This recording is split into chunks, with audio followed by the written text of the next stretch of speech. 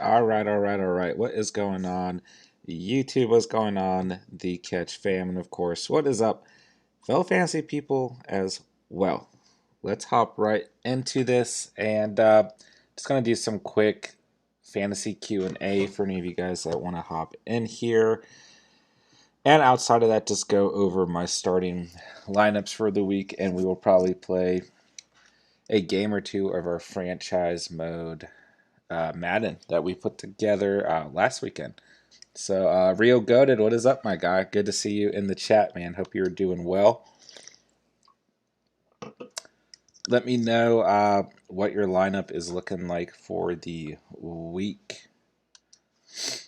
I'm pretty torn overall on my lineups at the moment, if I'm going to be honest. See if we can get signed in here.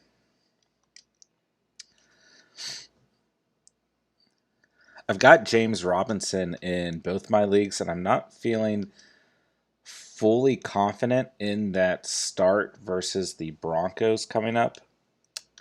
Obviously, not a good game script last weekend for that of James Robinson. We didn't see a lot of good overall, a lot of good, involvement from James Robinson last week, and I'm not sure what we're going to get out of him this current week. So that's the top player who's in both my 12-man and my 20-man league that I'm just not feeling fully confident in at the moment.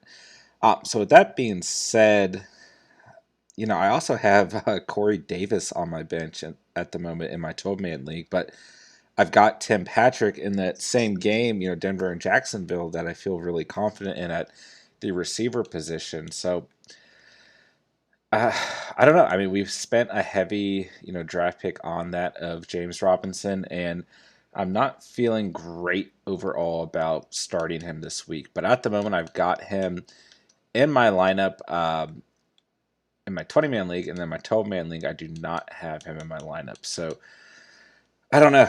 I'm going to have a lot of changes to make in the morning. I'm still just kind of letting them linger in the air at the moment. So outside of that, let's just start from the top down. So in my 12-man league, I've got Lamar Jackson at the quarterback position in my lineup.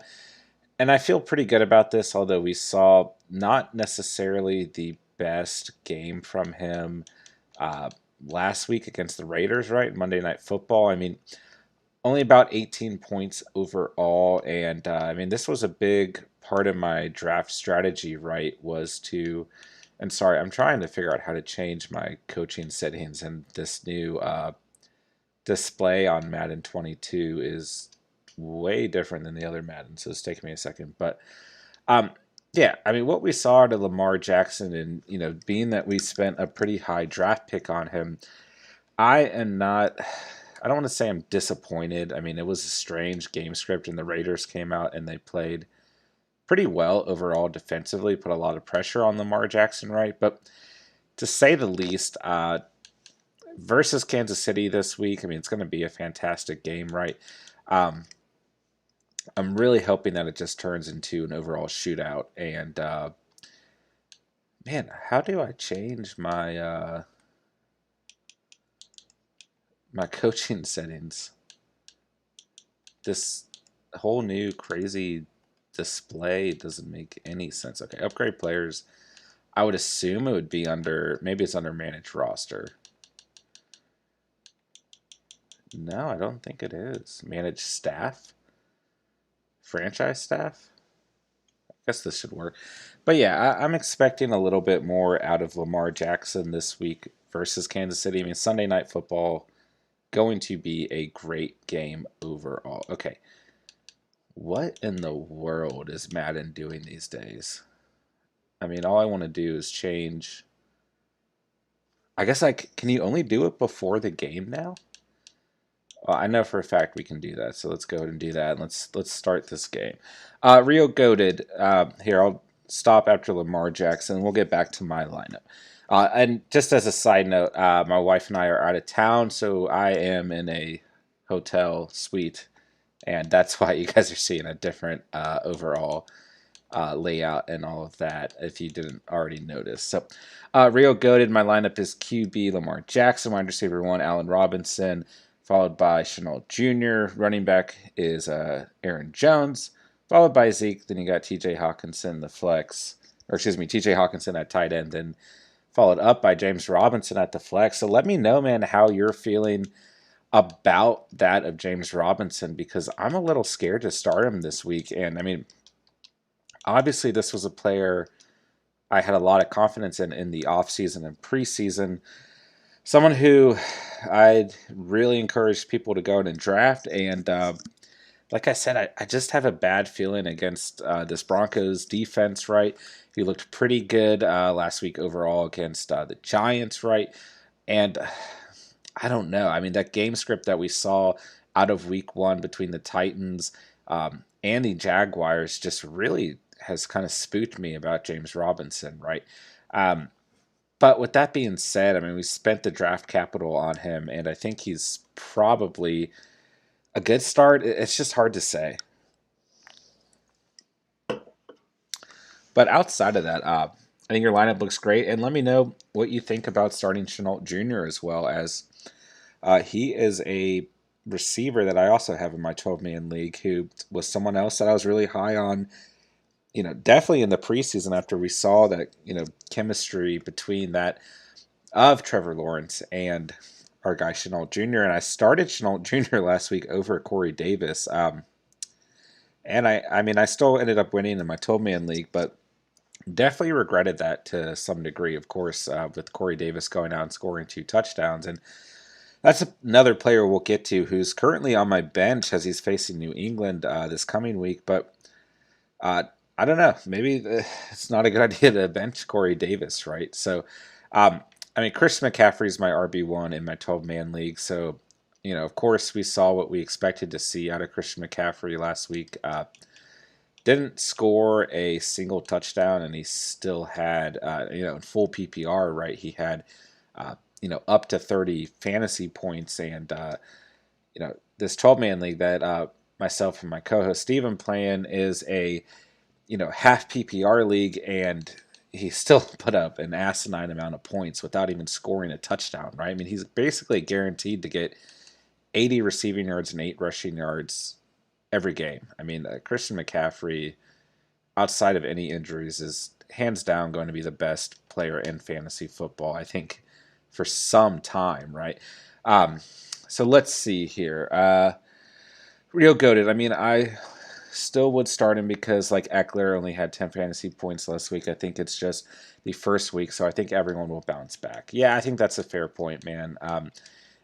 We're working with a really small sample size at the moment, so it's definitely hard to really, overreact to a lot of these guys, even if you spent high draft capital on them, right? I was actually with my co-host Steven today, and that's one thing he brought up about Antonio Gibson, who's now played 2 games, right? Played in that Thursday night game against the Giants, and Antonio Gibson is someone who we were both really high on moving into the regular season, and he really hasn't had the start of a season that you like to see. But even after 2 games, it's hard to overreact, right? So we've got, yeah. I mean, I think it's a great point, right? But it's really hard not to at the same time, I guess, is the point I'm trying to make, as Teddy Bridgewater slips in this rainy game versus the Jaguars and we get sacked. But FTB Ranch, what is going on, man?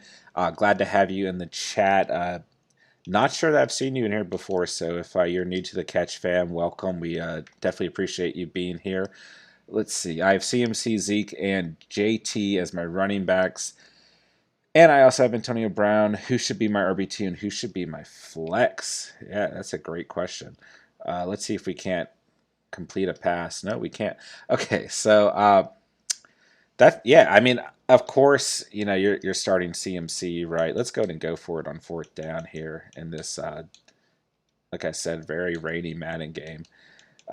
But let's get a pause here just to check a couple lineups, a couple matchups as well. I mean, I can tell you, in terms of your flex, I'm starting Antonio Brown this week, against the Atlanta Falcons, especially with what we saw him do in week one against the Dallas Cowboys. I mean, I expect Antonio Brown to go out and have a crazy game, right? I mean, Zeke versus the Chargers, not the greatest matchup, right? I mean, we saw the Chargers play pretty well against the running back. I was just talking about Antonio Gibson in week one, right? So, I mean, he still put up 10 points overall, and if he had scored a touchdown, he would have had a good game, but he also had two fumbles. So, I mean, I think the thing with Zeke is he always gives you, that overall red zone capability, right? If the Cowboys are in the red zone, then there is a possibility that Zeke can get in the end zone, right? And what a bad decision I'm making in Madden. So it's very hard to sit Ezekiel Elliott, right? Um, and in terms of Jonathan Taylor, he is facing the Rams defense, right? So it's not the most ideal matchup overall, but we also saw David Montgomery go absolutely crazy in week one against that Rams defense, right? So that's a tough call in terms of RB2 and the flex position. I think that you're going to get, a lot of good value out of all three of those guys. But my personal recommendation would, it's really hard to call that against, in terms of Jonathan Taylor versus Ezekiel Elliott, because those are both two very good defenses. Oddly enough, both of them are out of LA, but I would roll with that of Jonathan Taylor because we saw David Montgomery play so well against that Rams front seven last week, right? I mean, a little concerning if you're the Rams, but it's so hard to bench Ezekiel Elliott. So that's a really tough call. Good question. But I would definitely recommend starting Antonio Brown this weekend against Atlanta. I mean, Atlanta looked absolutely abysmal last week. So I I just think he is going to really continue to prove how good he's going to be in Tampa Bay's offense, right? And I think the advantage that Antonio Brown has is the fact that Mike Evans and Chris Godwin and even Gronk to some degree, and the way that they utilize Leonard Fournette, right? They take so much defensive power to guard those couple of players that if you don't start considering Antonio Brown like a number one receiver, he's just going to go absolutely insane like we saw last week. So I really, really like Antonio Brown. I've got him in my starting lineup in my 12-man league that we were just going over, right? And I think he's a fantastic start. But the way that the Rams defense looked last week, against David Montgomery, I think that it gives Jonathan Taylor, a lot of good. I think it gives you a lot of good belief to have a Jonathan Taylor, I should say. But like I said, man, it's really hard to bench Ezekiel Elliott. So I think nonetheless, FTB Ranch, that you're going to have a lot of good players in your lineup, and I would just trust your gut at the end of the day. So I know that's a vanilla answer, but those are just a lot of really good players. So I think you'll do fine either way. And of course, you're keeping Christian McCaffrey in your lineup. Nathan Janke. I never know if I'm saying your last name right. I'm sorry, man. It's good to see you in the chat, my guy. Glad you're here tonight. Hope you're doing well. I know my co-host Steven was trying to get back to you on some of the comments you left on some of his videos. So he's been a little busy tonight. I'm sorry if he didn't get back to you. But good to see you here nonetheless, man. Of course, part of our loyal catch fam. So should I start Dak or Aaron Rodgers this week? And should I start DJ Moore or Daryl Henderson Jr. at the flex and full PPR? Man, don't you think that A-Rod's going to come out and have a big game this week after what we saw in week one? I mean, it's really hard to say that he's not going to, especially being that he's playing the Detroit Lions, right? I mean, it's a fantastic matchup. He's going to have a lot of pressure on him, right? I like Aaron Rodgers over Dak Prescott this week. But with that being said, I mean, Dak has the ability, regardless of what defense he is going up against, to just absolutely ball out. And he looked beautiful, right, in week one. He looked absolutely fantastic. He looked great against a good Tampa Bay defense, right? And he made that defense look very, very bad. But, the Chargers played very well defensively in week one overall. I know that they weren't facing the most elite team in the Washington football team, but my co-host Steven and myself do like the Washington football team overall. Uh, and obviously they injured Fitzpatrick, right? But overall, the Chargers still played really good defensively in week one. You can't really deny it. And we're going to get what a bad Madden play to throw in there. But I don't know, man. It's really hard to bench Dak Prescott, right? Obviously, you probably spent more draft capital on him than he did that of Aaron Rodgers. But Aaron Rodgers has to come out and play well here in week two. And I think he's going to. I think you can just erase what we saw in one of the worst fluke games I've ever witnessed. I would just erase that out of your mind. And Detroit played better than we thought they would last week, right? But they still gave up a lot of points defensively, right? And I just threw an interception. There's a flag, though. But nonetheless, man, I would roll with A-Rod. I just think it's a better matchup overall, but definitely a tough call for you. But if you're asking me, man, I would definitely roll with Aaron Rodgers. And we just got really lucky with that flag in Madden. But looking at DJ Moore and Daryl Henderson, listen, man, New Orleans played very well defensively. So DJ Moore, or at least in week one, I should say, right?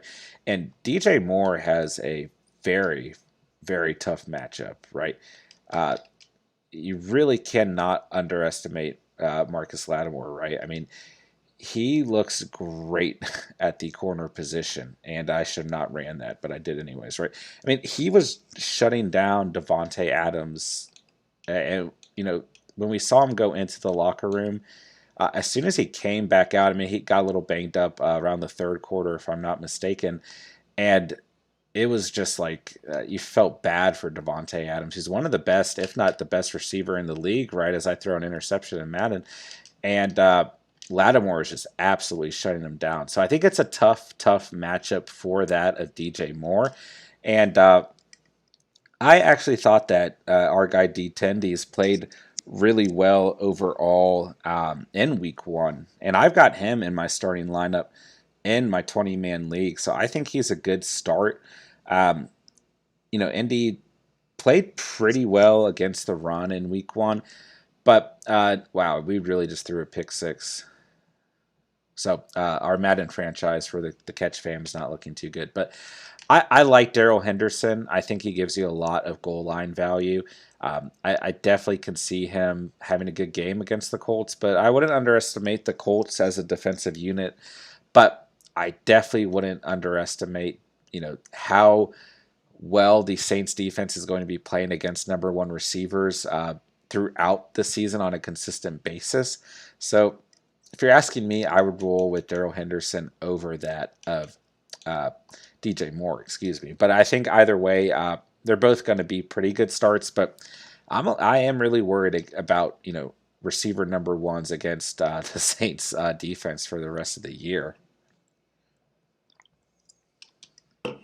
Let's see, Rio Goated. How do you feel about Jarvis Landry this week? Yeah, that's a good question. We know that Odell Beckham is not going to play. And man, if I knew that, Odell was going to play so little, then I probably would have drafted, wow, what an awful Madden throw I just made. We were getting absolutely destroyed by the Jaguars. But yeah, I would have definitely considered drafting Jarvis Landry like a wide receiver number one, right? And the fact that he's playing against Houston, who, we saw Houston perform pretty well overall last week, but I don't know, man. I'm not sold on Houston at all, right? And they still did, at the end of the day, give up a fair amount of points defensively. And I couldn't even tell you who the number one corner on the Texans is, which is probably not good, but I would start Jarvis Landry as a flex option with full confidence, or if you're hurting at the receiver position, then I think he's a good fill-in player. So I think the Browns are going to have a very good week, especially after such a terrible loss, a game that they were up a few scores, a game that they just couldn't hold on to, a game where Baker Mayfield threw an interception when he could have driven the ball down the field and won that entire game, right? So I think the Browns need a moral victory. I think that they need a win. I think that Jarvis Landry looked really good last week, so I would start him with some pretty high confidence this coming week. I think he will have a good game. And yeah, man, I just can't believe that Odell has played so little. And Jarvis Landry is really someone who just kind of fell under the radar in terms of drafting, right? And he was receiver 17, in terms of week one, just under 17 points. Well, depending on what scoring format you play in. So in our half PPR 12-man league that Steve and I play in, just under 17 points, but 5 targets, 5 receptions, 71 yards, right? So if he had got and that's right, he had a rushing touchdown, 13 rushing yards off of 2 attempts. So if he had a receiving touchdown, it would have been a monster game. But I think that overall, Jarvis Landry is a player you can start with pretty high confidence, and I think the Browns are going to have a really good week. I don't know how we didn't just intercept that football. We were getting absolutely toasted by the Jaguars, so just does not look good for our Catch Fam franchise mode. So, Nathan, you were welcome, man. Like I said, or have said before, you guys don't even have to thank me, man. This is what my co-host Steve and I are here for, man. We are happy to answer any of these questions. As Chenault Jr. catches a toe, what do they say on NFL Network? Toe drag swag. Yeah, that's what we wanted to see him do in week one, where we started him, and the booth is reviewing this, but probably won't matter. Real goated, should I start, or excuse me, Rolando. Sorry if I am pronouncing your name incorrectly. Nice to have you in the chat, man. Welcome. Haven't seen you here before, so if you're new here, welcome to the Catch Fam. We hope that you hit that subscribe button, and hopefully over time I can pronounce your name correctly. Let's see. Should I start Mike Evans or T. Higgins? Man, what a absolute bomb of a game Mike Evans gave us in week one. I mean, someone who I really defended in the preseason and really didn't end up doing anything except be a decoy for guys like Antonio Brown and Gronk and Chris Godwin in week one, right? I mean, he has got a great matchup against the Atlanta Falcons, but only scored, depending on what scoring format you play in, between 3 and 5 fantasy points in week one, which is not what we want to see out of him. But unfortunately, that is something that Mike Evans tends to do as a fantasy player. He has these games where he can put up, 40 fantasy points, and then in, the next 2 weeks only put up, sometimes 2 or 3 points, right? So, it's a tough call, but I think Mike Evans has a fantastic matchup, and looking at T. Higgins, right, a really good stat line last week: 5 targets, 4 receptions, 58 receiving yards, and a touchdown. Now facing the Chicago Bears in week 2. I like both of those players quite a bit, actually, and I think that they both have very crowded overall offenses. In terms of the receiver position, right? And let's hope he can score a touchdown. It doesn't look like Judy can get us there. Let's call a timeout. But if you're asking me, man, I think that the Bengals are kind of on a hot streak. I mean, of course that the Tampa Bay Buccaneers are probably going to be on a hot streak too. But I like my chances with T. Higgins as we get sacked once again. Wow, we are just getting obliterated, man. But, dude, I don't want to talk you out of starting Mike Evans, who I think could really bounce back from what we saw in week one, right, and just have an explosive game against such a bad Atlanta Falcons defense, right? Wow, we might have to trade Teddy Bridgewater after this game. He is playing. Should we put in Drew Lock? Let me know in the chat if you guys want to see Drew Lock come in and maybe rescue this awful Madden game. But I think either way, you're going to make a good start. And I would hate to talk you out of drafting Mike Evans, who has an opportunity to have an absolutely insane game, just being how bad the Falcons looked in week one, right? So with that being said, that's a really tough call. I hate to not give you a straight up answer, but I think both of those receivers could come out and play very well. But I think that T. Higgins is a little bit more locked in as a red zone guy. Okay, what are you doing, Jerry Judy? I hope you guys saw that. That was just awful. Let's just sim till the to the third quarter. This might be a lost game in Madden overall. Um, but yeah, I think that T. Higgins is a little bit more locked in as the red zone guy. I mean, we saw a lot of good things out of Jamar Chase, right? And I think that in terms of the Buccaneers, where Mike Evans is at, he really, I know I hate to use that term and make it sound disrespectful, but he just looks like a decoy after what we saw in week one, taking some of the defensive pressure off and allowing those other receivers and, Robert Gronkowski as well, and even Fournette to some degree get open. So I would personally roll with T. Higgins. But like I said, the thing with Mike Evans is he can come out and just have a crazy fantasy game out of nowhere, and you would hate to not have him in your lineup if he does. So I think it's a little bit of a gamble either way. But thanks so much for the question, and if you have any further questions, please let me know. Rio Goated, should I start Jarvis in my flex or James Robinson in my flex, or should I just start Jarvis Landry over Chenault and start Jarvis as my wide receiver 2 and James in my flex? It's a tough question, man. If you're asking me, I would feel pretty confident about throwing Jarvis Landry as your wide receiver 2 in your lineup. And if you're confident in James Robinson, you have conviction in him, bouncing back from week one, then I think that's a good start, man. I think that he's a good flex player if you're very confident in your RB1 and RB2 as well. So if you're asking me, man, I would roll with Robinson as your flex player and then that of Jarvis Landry as your wide receiver 2, especially if you feel confident in your first 2 running backs and, your RB1 and RB2 spots. So, but the way that Chenault Jr. is playing against us in this Madden game, I don't know, you might have to consider putting him in your lineup. So, James Zoo, what is going on, man? Welcome to the chat. Welcome to, the Catch fam. Good to have you here, man.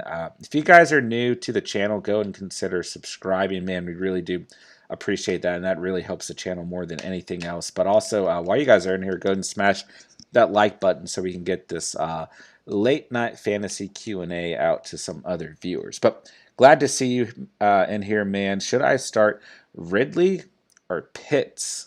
That's a good question, man. I mean, kind of a stinker, out of those Atlanta Falcons that we saw last week, right? And if you're asking me, man, I would roll with Ridley. I mean, I'm assuming that's a flex position in which you can start a tight end if you're debating, Calvin Ridley. Oh, I'm sorry. I see you're a little bit further down. Ridley or AB? Okay. If you're asking me, man, I think AB is going to have a really good game. And I think that Tampa Bay did not do a very good job of taking away, the opposing team's wide receiver 1 in week 1, right? I don't know who you guys consider the wide receiver 1 on the Cowboys at the moment, whether it's Amari Cooper or CeeDee Lamb, but they both played phenomenal football in week 1. So with that being said, he probably went out and spent a lot of high draft capital on Calvin Ridley. But looking at the matchup, even though Tampa Bay didn't play great against, opposing receivers last week, I would still roll with Antonio Brown. I think he's going to have a crazy, crazy week like he did in week 1, and I would start him with confidence over that of Calvin Ridley. But, don't forget why you went out and drafted Calvin Ridley, probably someone that you had to get in the 2nd or 3rd round, right? And, if you have confidence, in that draft selection, just, don't overreact too much to week 1, even though he had a very bad game. But the Falcons had a very bad game overall in week 1. But if you're asking me, man, I would roll with that of AB. I think he's going to have a fantastic week. So let's see. IB Russ 23. Once again, man, we got a lot of new faces here in the late night stream. So I appreciate that, guys. I appreciate you guys being here. Hope you're enjoying me getting absolutely demolished in Madden. The Catch Fam franchise is looking, as we get scored on as I talk about it. Wow, we're getting obliterated. But yeah, happy to have you in here. IB Russ 23. Looks like you're playing in full PPR. Pick 2 flexes: Henderson, Cooks, Higgins, or Robert Woods? It's a good question, man. That's a lot of good flex players. So once again, man, if you're asking me, I really think that Daryl Henderson's going to have a good week overall. I think that he had kind of an underrated week in week 1. Personally, when I was watching him, I thought he played really well. I heard a lot of buzz around people saying that the Rams haven't found their answer at the running back position, right? And I thought he played really well. And I think the nice thing for the Rams is that they don't have to be great within the running game. Uh, they obviously are going to pass the football like crazy, and they're going to do so very well overall. So I like Daryl Henderson, and I think the advantage, to kind of that method is that they're going to move the ball down the field quickly and pretty efficiently, right? And then Daryl Henderson really benefits from being, so close to the end zone so often. So I think he's a good start. I kind of talked about him a little bit earlier in this live stream, right? I wouldn't underestimate that Colts defense, right? But I do think that he's a good start overall. And being that you have Robert Woods of the same team, I think that he is a pretty good start as well.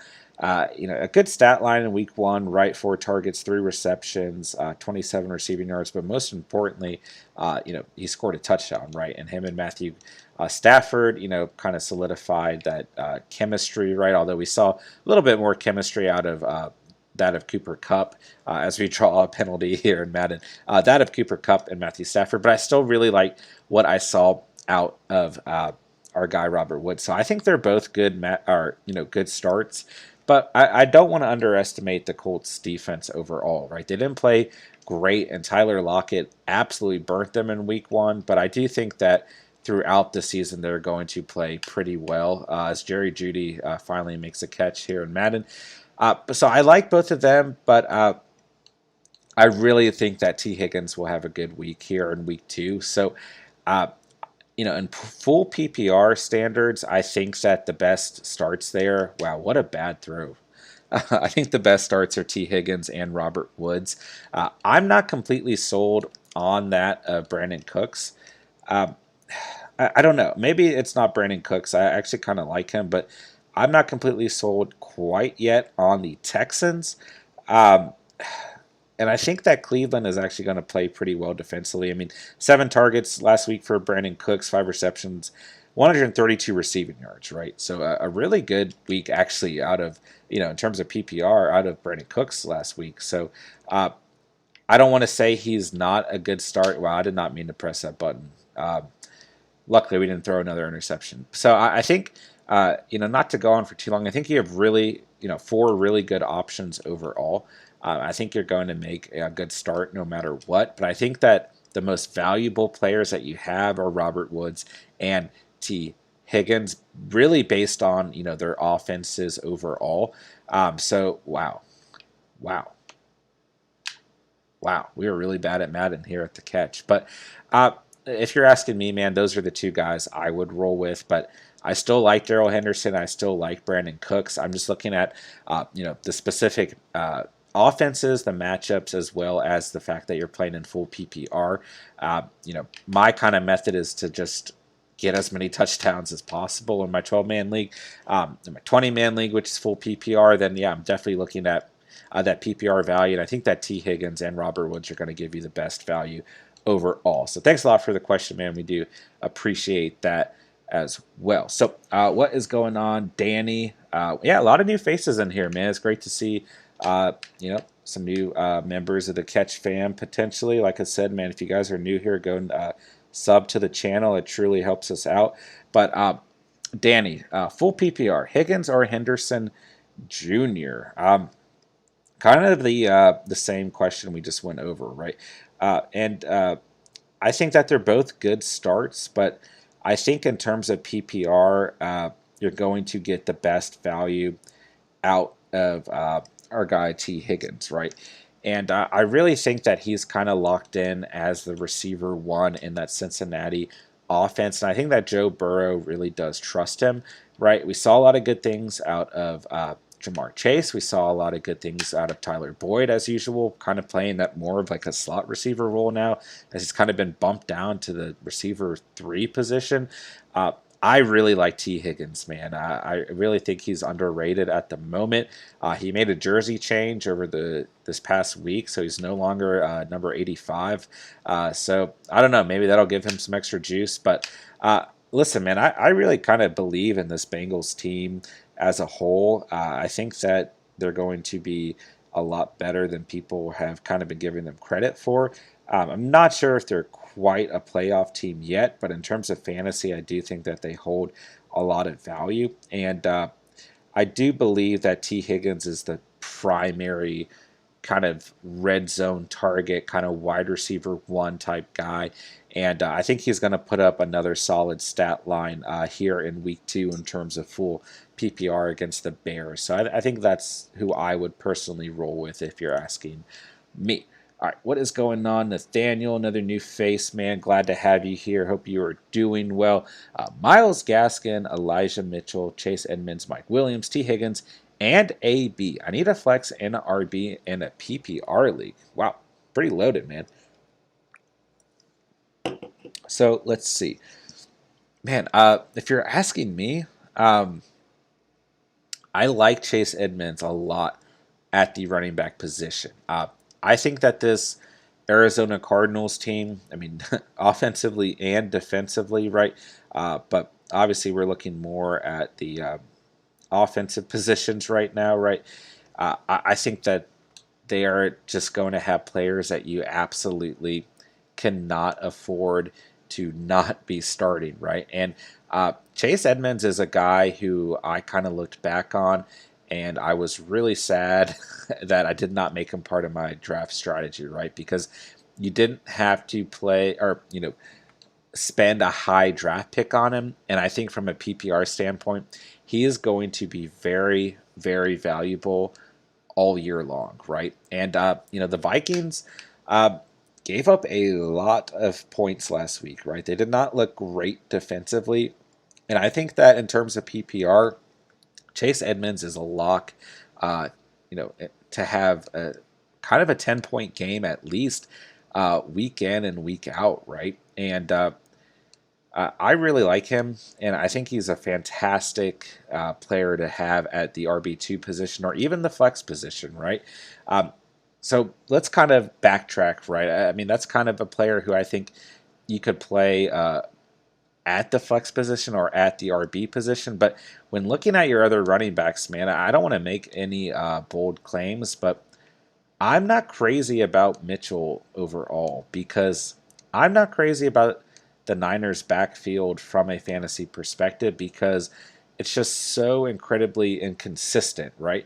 And wow, I didn't mean to take this out of the end zone. We are getting blown out. There's no way we can win this Madden game, but we'll try again here in a second game. But yeah, man, I just don't know about Mitchell because right, we didn't see Trey Sermon even out there in week 1, and you go back and you look at historically the San Francisco 49ers backfield over the past, at least under the Shanahan era, right? It's very inconsistent, right? I mean, we've seen Raheem Mostert at times be the guy. We've seen Jeff Wilson Jr. be the guy. We've seen Hasty sprinkled in there. We've seen Telvin Coleman, right?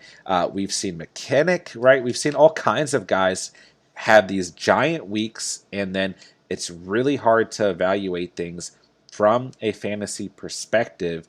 And I mean, don't get me wrong, Mitchell went out there and he absolutely, tore up the Lions in week 1, but how much is that really saying, right?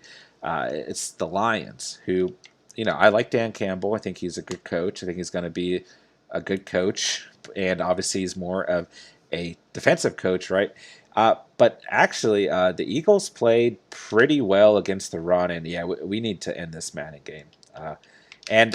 I think it's actually a pretty tough matchup, and I think we're going to see if Trey Sermon's not a healthy scratch, right? I think we're going to see a little bit more of him in the coming week. So I don't know, man. If you're asking me, I think Mitchell's actually a little bit of a gamble, and he's not someone who I'm looking to start with confidence here in week 2. So that's just where I stand. I know that he was a top a top waiver wire addition, but I'm not moving forward with a lot of confidence. It's a very small sample size in week 1, right? And I want to see what how Kyle Shanahan implements him a little bit more before I start him in my starting lineup. That is, what an atrocious game of Madden. But let's it's kind of a loaded question, which is completely fine, man. That's what we're here for. So let's talk about Myles Gaskin for a second, right? Uh, I think he's got a pretty tough matchup, right? I mean, a good game in week one, right? 49 rushing yards, 5 receptions for 27 yards, right? So in terms of PPR, I mean, a good week overall. I mean, if he got in the end zone, a very good week, right?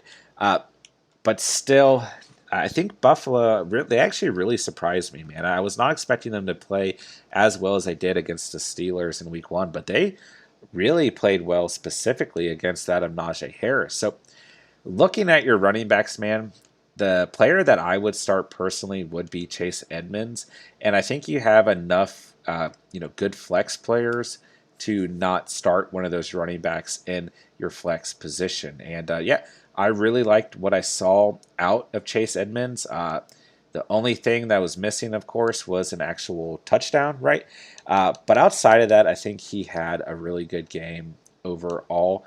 And I mean, 63 rushing yards, right, and 43 receiving yards. So, dependent on if you play half PPR or full PPR, excuse me, half PPR or full PPR, somewhere between 12 and 16 points. So, yeah, if he got in the end zone, would have been a fantastic game. But like I said, I don't want to sit a lot of these Arizona Cardinals players for too long. I think that this Cardinals offense is going to be extremely good throughout the entire season. So, looking at the rest of your potential flex players, if you're asking me, man, I like Mike Williams this week. I'm really happy with what we saw out of him in week one. The chemistry between him and Justin Herbert looked really good, right?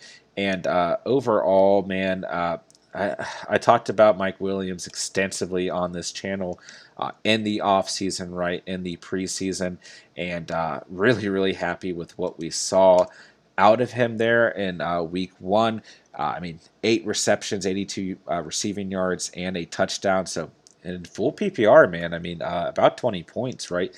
And I think he's got a good matchup against Dallas. So I have a tough time telling you to sit that of Mike Williams, but and I like T. Higgins a lot. It looks like T. Higgins is on a lot of our new faces tonight, new faces to the Catch fam, a lot of your guys' rosters, and I think he's a great player. And by the way, guys, if you guys are new here, it really helps out the channel if you go ahead and subscribe, and it doesn't hurt to go ahead and smash that like button as well. But we really, really appreciate if you guys do subscribe and become part of the Catch fam, man. But with that being said, man, I just think Antonio Brown has such a good matchup against the Atlanta Falcons, man.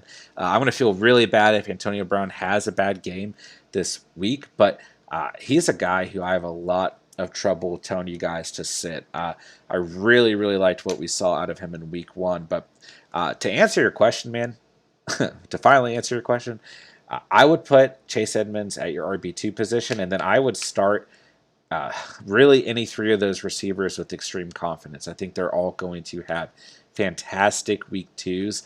But I just have one of those feelings about Antonio Brown that he's going to have the best shot to repeat the performance that we saw last week in week one. So definitely, no matter who you throw in there at your flex, you're going to have a good player and a good fantasy value as well. The Chosen Rose, what is going on? Hope you are doing well. Happy to have you here in the Saturday night, late night fantasy Q&A live stream. Hopefully we can win a second game of Madden here for the Catch Fam's official Madden franchise mode that we are rolling through here. I will get to your question just a second. I'm going to try and actually win a game of Madden too. So I have trouble for a RB and flex. Kenyon Drake, James Robinson, Mike Williams, Marvin Jones Jr., and Tyler Boyd. If you're asking me, man, and you've also got Eli Mitchell. So is that full PPR? If it is, then I would start Kenyon Drake with pretty extreme confidence, being that Josh Jacobs is out. I know that John Gruden has come out and said that Peyton Barber is going to be a big part of the running game, but I think from a PPR standpoint, Kenyon Drake's going to have another really good performance. I like what we saw out of him in week one from a PPR standpoint with Josh Jacobs in there. And I think it's only going to open up more this coming week. I mean, only 11 rushing yards, right? But 5 receptions for 59 yards overall. Definitely a good performance from a PPR standpoint, even from a half PPR standpoint as well, right? So, with the fact that Josh Jacobs is not going to be playing, I think that Kenyon Drake is going to have even more value. And I see now that you're saying it is a PPR league. Yeah, man. I think that Kenyon Drake is a good start this week, right? I know he's playing Pittsburgh, man, so it's definitely scary.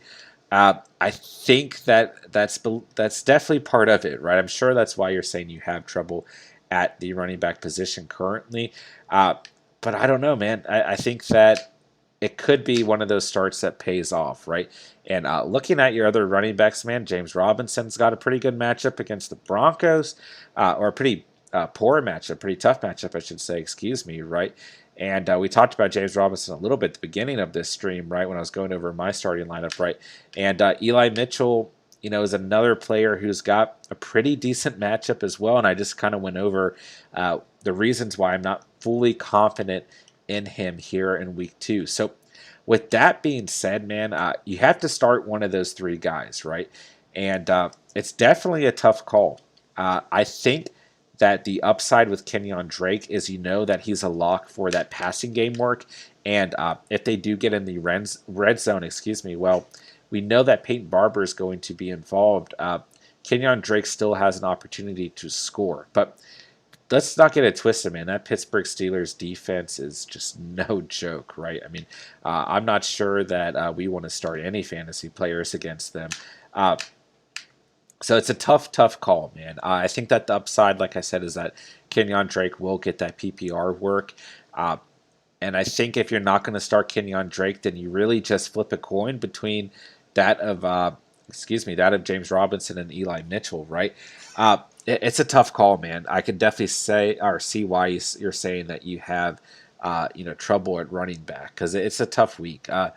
I don't know, man. I would be interested to hear your guys' thoughts on James Robinson here in week 2. Like I said at the beginning of the stream, that is someone who I'm kind of struggling with putting into my starting lineups this week, who I have in both of my primary leagues, right? So, I don't know. I think that James Robinson could have a good week. I think that Eli Mitchell could have a good week. And I think that Kenyon Drake might give you some sneaky upside, right? But, while the Pittsburgh Steelers played very well in week 1, it's possible that they come out and maybe don't play as well here in week 2, right? Possible, that is. So that's a tough call, man. I don't know if I gave you a clear answer or even helped you, but in terms of your flex position, I'll definitely give you more of a clear answer. I like Marvin Jones Jr. and I like Tyler Boyd. But I'm telling you, man, I think that Mike Williams really repeats his week 1 performance. And I think that he is a really solid flex position player here in week 2. So I would roll with Mike Williams. And in terms of the RB position, man, it's a really tough call. A lot of tough matchups for you. I would really like to see that of James Robinson have a better week. And let's see, we got a couple chats in here. So I'll kind of get a little bit more of a better answer to you throughout the night, the Chosen Rose. I hope that was helpful in some way, but you really do have a tough decision to make. What is up? TS15 fire emoji. Dope. No, that's probably not a reference to my Madden play tonight, as we just got blown out by the Jaguars in our last game. But glad to have you in the chat. Glad to have you in the live stream. Hope you are doing well. Hidden X. Should I start Corey Davis or Marquise Brown for PPR? That is a good question, man.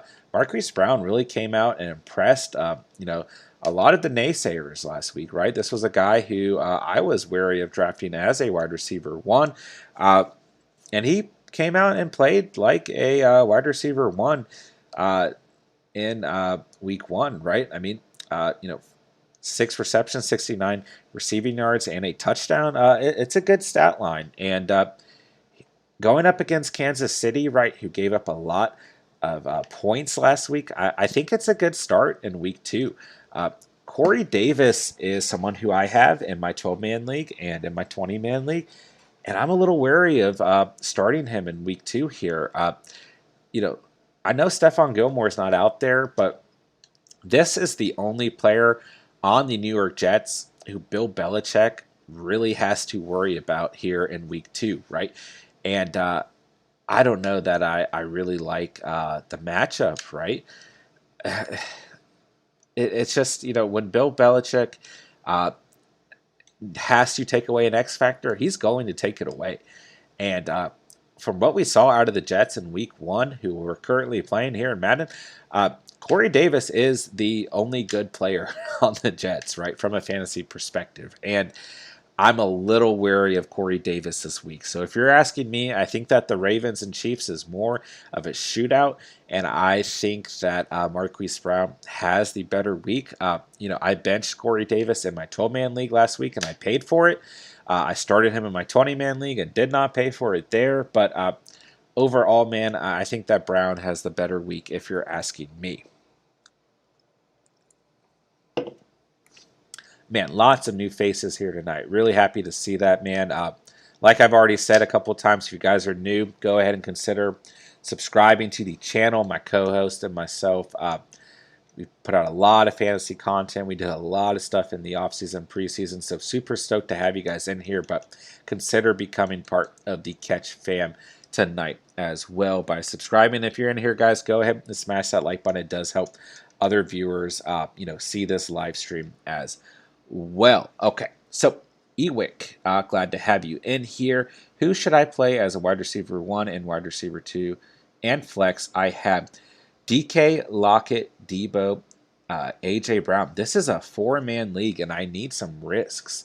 Playing in a smaller league like that, you have to make the right calls, right? Because there's so much talent all over the place, right? And I'm assuming you meant to say 4-man and not 14-man. And either way, man, if it is a 4-man league, then you definitely have some tough calls to make. If it's a 14-man league, then you probably still have some tough calls to make as well. So, wide receiver 1, man, how can you not? I mean, having DK and Lockett is it's a little crazy, right?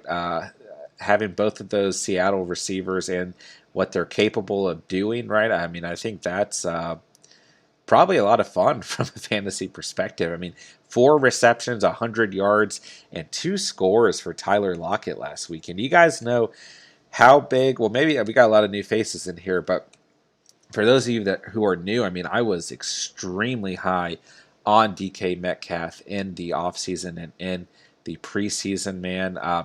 He was one of my top receivers overall. And, we didn't see him score a touchdown in week 1, but, we saw his homie there at the wide receiver 2 position, so to speak, really score a lot of touchdowns, right? Well, actually, excuse me, DK did score a touchdown. I totally forgot about that. 4 receptions, 60 receiving yards, and a score in week 1. So, being that DK and Tyler Lockett are facing the Tennessee Titans here in week 2, man, I have a hard time not are benching both of those guys. I think that they're both going to have really strong performances once again in week 2. So if you're asking me, man, I would roll with both DK and Tyler Lockett as your wide receiver 1 and wide receiver 2. A little bit of a tougher call to make between that of Deebo Samuel and AJ Brown, right? So Deebo Samuel went absolutely crazy in week 1. 9 receptions, 189 receiving yards, and a touchdown, right? So I think that Deebo's a pretty good start against Philly. I mean, the Eagles played well defensively in week 1, but we did see that they're still relatively prone overall. The Falcons looked like at the beginning of that game, like they could have got some momentum going, but overall, it just didn't come to fruition, right? I think that Deebo being the wide receiver 1 on that team holds a lot of value, right? And I'm a little worried about A.J. Brown. Obviously, I think I'm more worried about the Tennessee Titans. I don't know if that's an overreaction, being that we have a very small sample size. And A.J. Brown still played very well in week one, especially in terms of PPR, right? 4 receptions, 49 receiving yards, and a score. So that's really what you want out of him, right? It's going to be an interesting game against Seattle for the Tennessee Titans, right? And it's an interesting call between Deebo Samuel and A.J. Brown, right? If you're asking me, I would stick with your gut, and I'm assuming that you paid a higher draft price on AJ Brown, and I would roll with AJ Brown until we see a larger sample size out of Deebo Samuel, who I know had a better game in Week 1, but we don't know entirely what Deebo Samuel's overall season's going to look like. So if you're asking me, I would roll with A.J. Brown, and the fact that you have both those Seattle receivers should balance things out for you. But it's definitely a tough call, especially with what we saw out of Deebo Samuel here, or in Week 1 last week. So definitely a tough call, but I would roll with DK, A.J. Brown, and that of Tyler Lockett. I think no matter what, you will have 3 good receivers out there. So let's see here.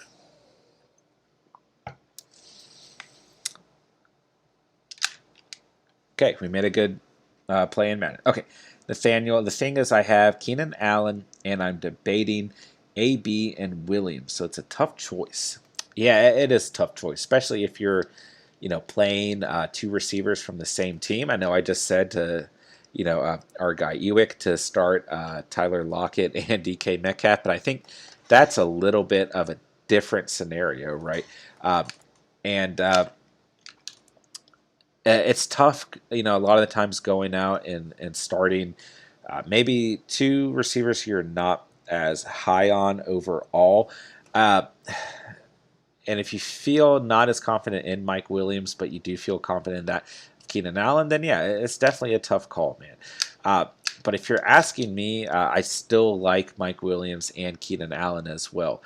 I think that they're both going to present some pretty good PPR values. So I think that they're both good starts. And let's see here. But yeah, Antonio Brown is I think he's going to have a fantastic week 2, man. So if you have Keenan Allen in your lineup, right, then I would feel good about starting Keenan Allen and Antonio Brown. But we saw a lot of good things out of Mike Williams in week 1. So it's definitely a tough choice, man. But I think either way, you're going to end up making a good start. So it comes down to something I say a lot on this channel, and just trust your gut. Go with your instinct, man. And, that really, if you have conviction in the player that you choose, then the rest is going to work itself out. You can't really have any regrets at that point.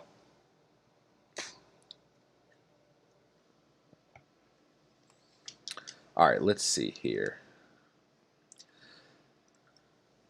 Half PPR. Or hold on, give me 1 second. Got to run this play. I need to win a game of Madden tonight, as I almost throw an interception. Okay, no name. What is going on? Hope you are doing well. Welcome to the chat. Welcome to the Catch fam. Hopefully, all you new faces are considering subscribing to the channel at this point, becoming part of the Catch fam. But either way, we just appreciate having you up in the chat. These late night streams are a total blast to do, as we're actually playing well in Madden after we got blown out by the Jaguars. So, half PPR, you've got Kittle plus Devonta Smith, Chase Edmonds, I'm assuming, and Latavius Murray. He needs running backs for Hawkinson plus Ridley. I'm not sure. Okay, is that a trade? I'm assuming. So let me read that one more time as I pause the game just to make sure. So Kittle and Devonta Smith, and then Chase Edmonds plus Latavius Murray for Hawkinson and Ridley. So are you debating trading 4 players for TJ Hawkinson and Calvin Ridley? If I'm reading that correctly, let me know if I'm not. I would not do that trade. I think that you will be giving more value away than you're receiving. I mean, I know that TJ Hawkinson played better in week one than George Kittle, but I think on the season that they're both going to have very good years overall. So uh, I would not conduct that trade just looking at the tight ends alone, right? And I think Devonta Smith gives you about as much value as Calvin Ridley does. I know that's a pretty bold statement, but they're both clear-cut number one receivers at the moment on their respective teams. And I just think giving up Chase Edmonds is not worth it. The Latavius Murray, I think, is a good player to put on the trading block at the moment. But overall, man, I would not get rid of Chase Edmonds. I just don't think that you're receiving enough value out of that trade. And I think that you're giving up too much value at the same time. So if that is a trade, and I'm reading that correctly, I would not conduct that trade. So please let me know if that was not a trade question. But I think that you should probably hold off at that. Maybe let me know what the rest of your roster looks like, and maybe I can help you put together a trade that I would feel more confident in. Uh, I just don't think you're getting enough value. I think you might be underestimating some of those players on your roster, man. Even if it is a half PPR league, right? I mean, Devonta Smith had a great week one. I know George Kittle didn't have the best week one, but we saw a lot of good things out of Chase Edmonds. At the moment, Latavius Murray is a good bench player, right? We need to kind of see how that backfield of the Baltimore Ravens kind of evolves throughout the season.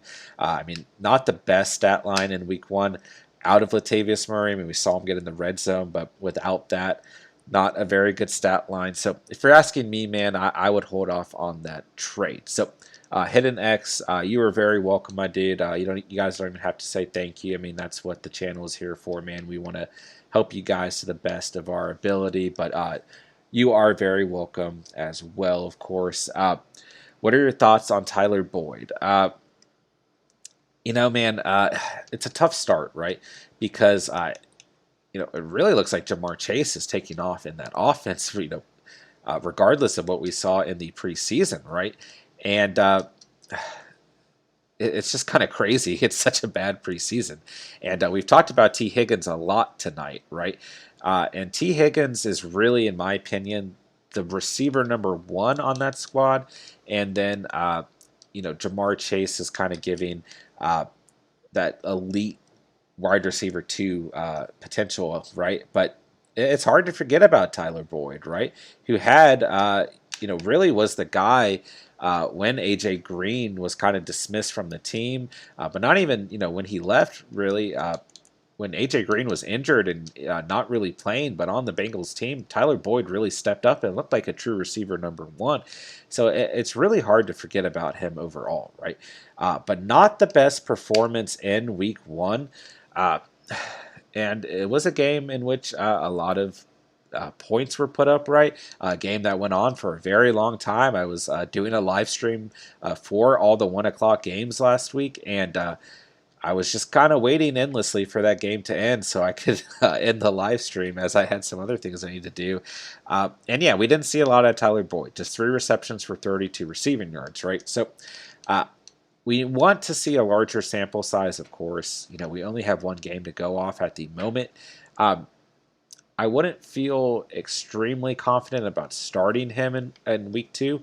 And I think that the Bears, although they got completely lit up by the LA Rams last week, they're still pretty decent defensively, although a little bit weaker in the secondary, right?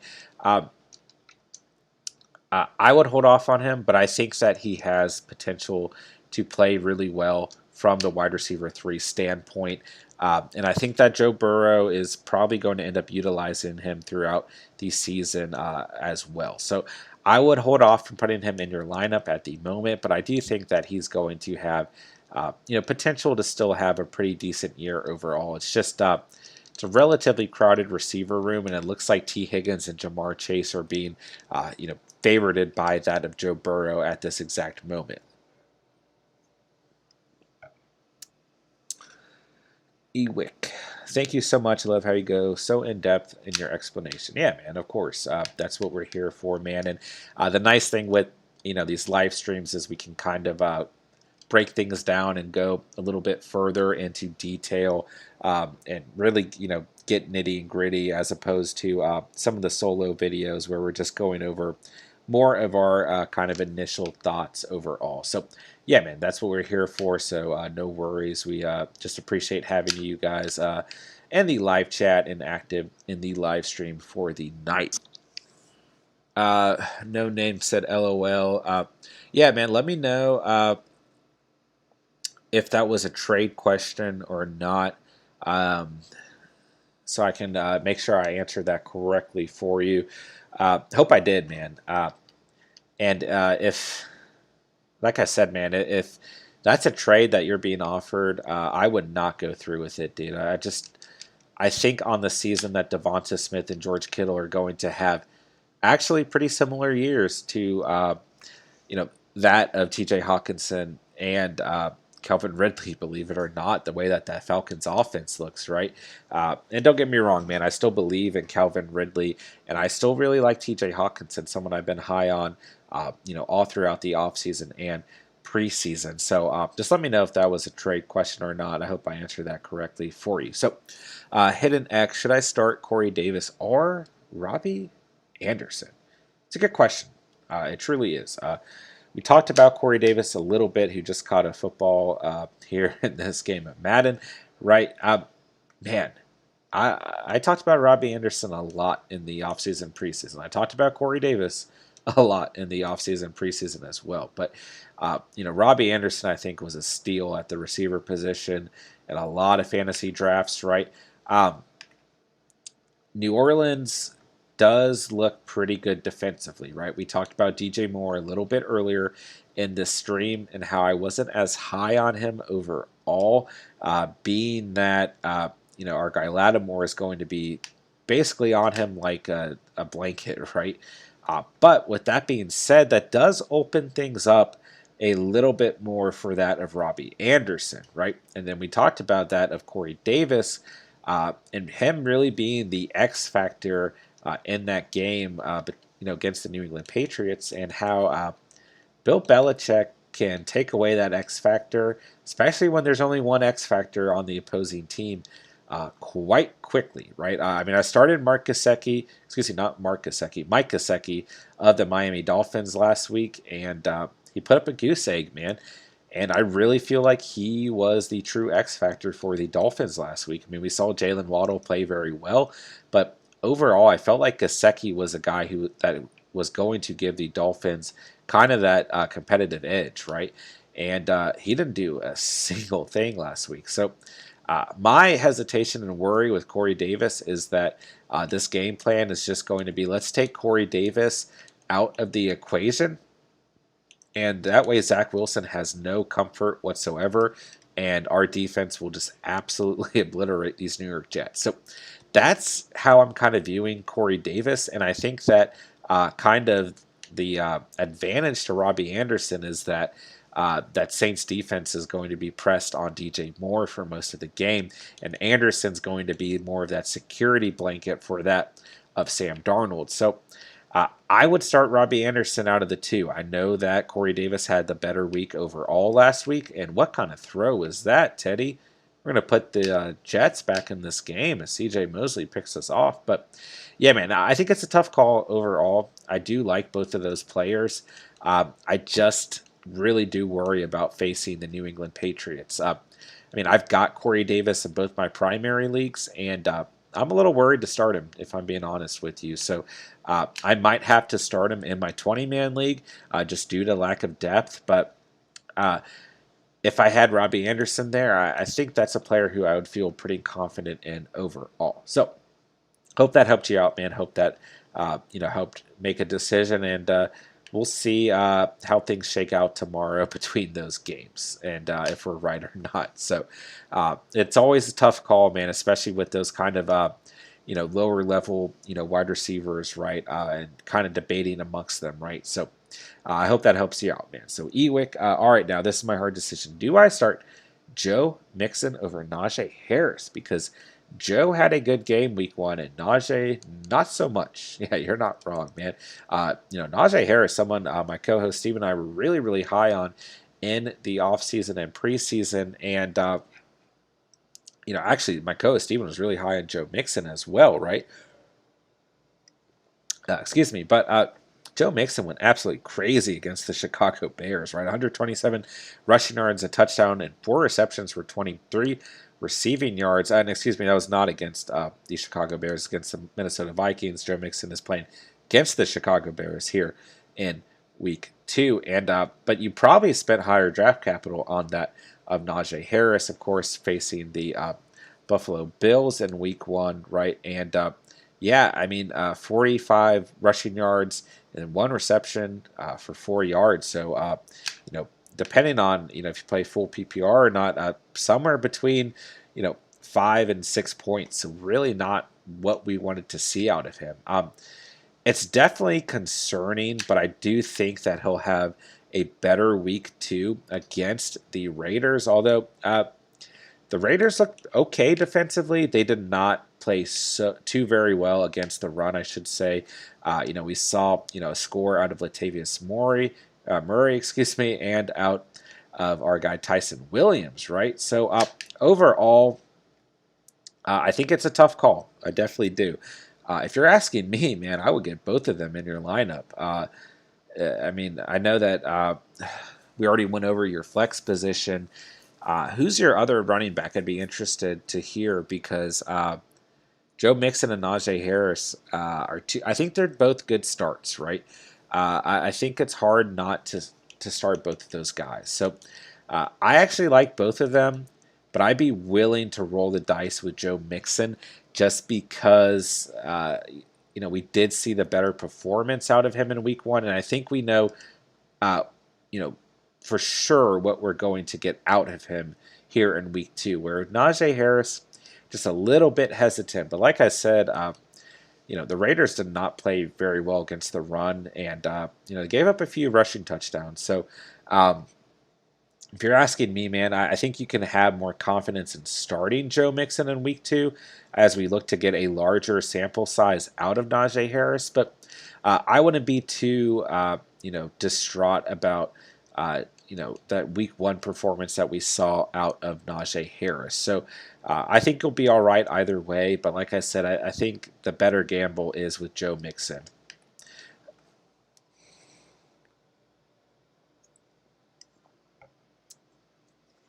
Okay, you have Dalvin Cook as your man, or main. Basically the man, right? Yeah, you're definitely starting Dalvin Cook every week, no matter if he's playing a, 1985 Bears team, right, or whoever, right?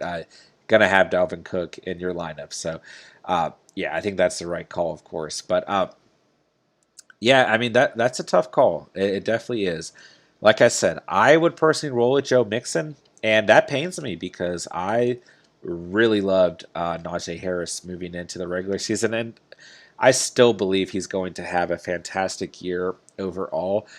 We just look for a larger sample size, and I think at this given time, this given moment, we know more of what we're going to get out of Joe Mixon. So I think he's the better, more consistent start at the moment. So looks like we actually won a game of Madden here. We'll go ahead and we'll roll through one more game, and then we'll end the stream, and I'll try and go through my final lineups for the week as well.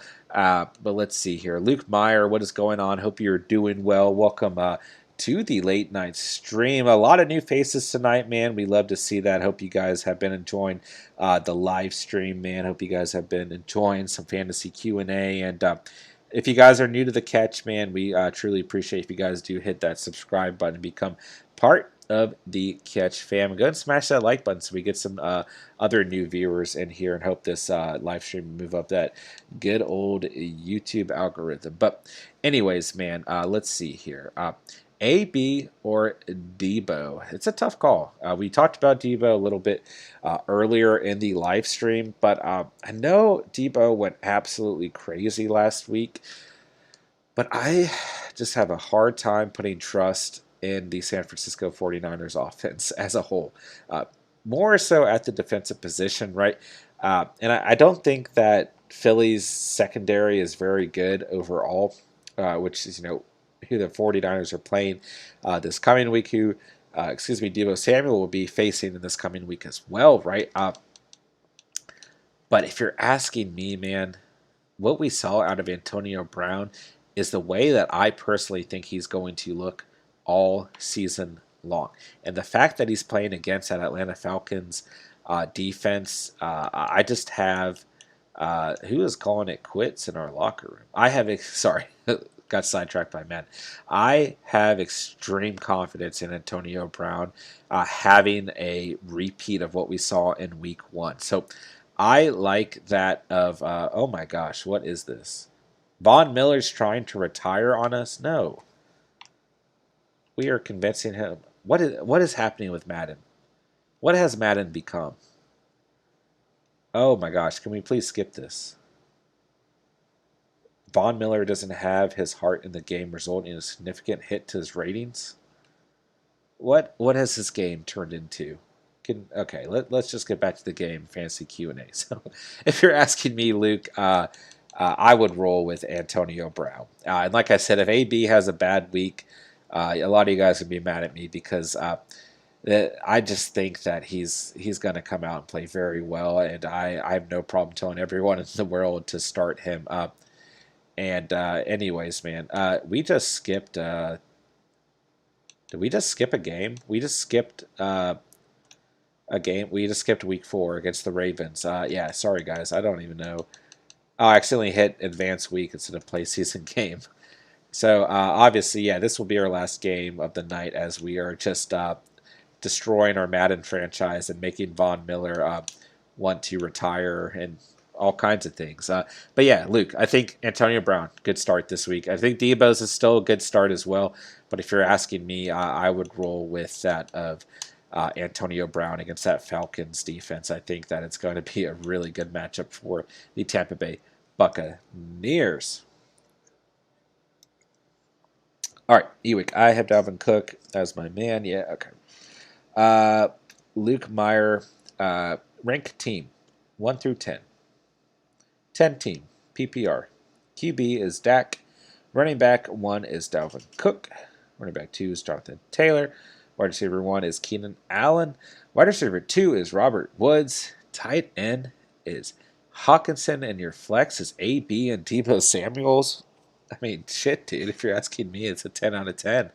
In all seriousness, I would feel pretty confident with that roster throughout the whole season, right? Of course, I'm sure you have a couple other flex positions, and you're going to be able to make some good waiver wire claims throughout the season as well. But yeah, I mean, I have really nothing bad to say about that roster whatsoever, man. I think you did a great job drafting. I'm trying to think of any criticism I can give you, and I don't think I have any. I hate to be vanilla, man.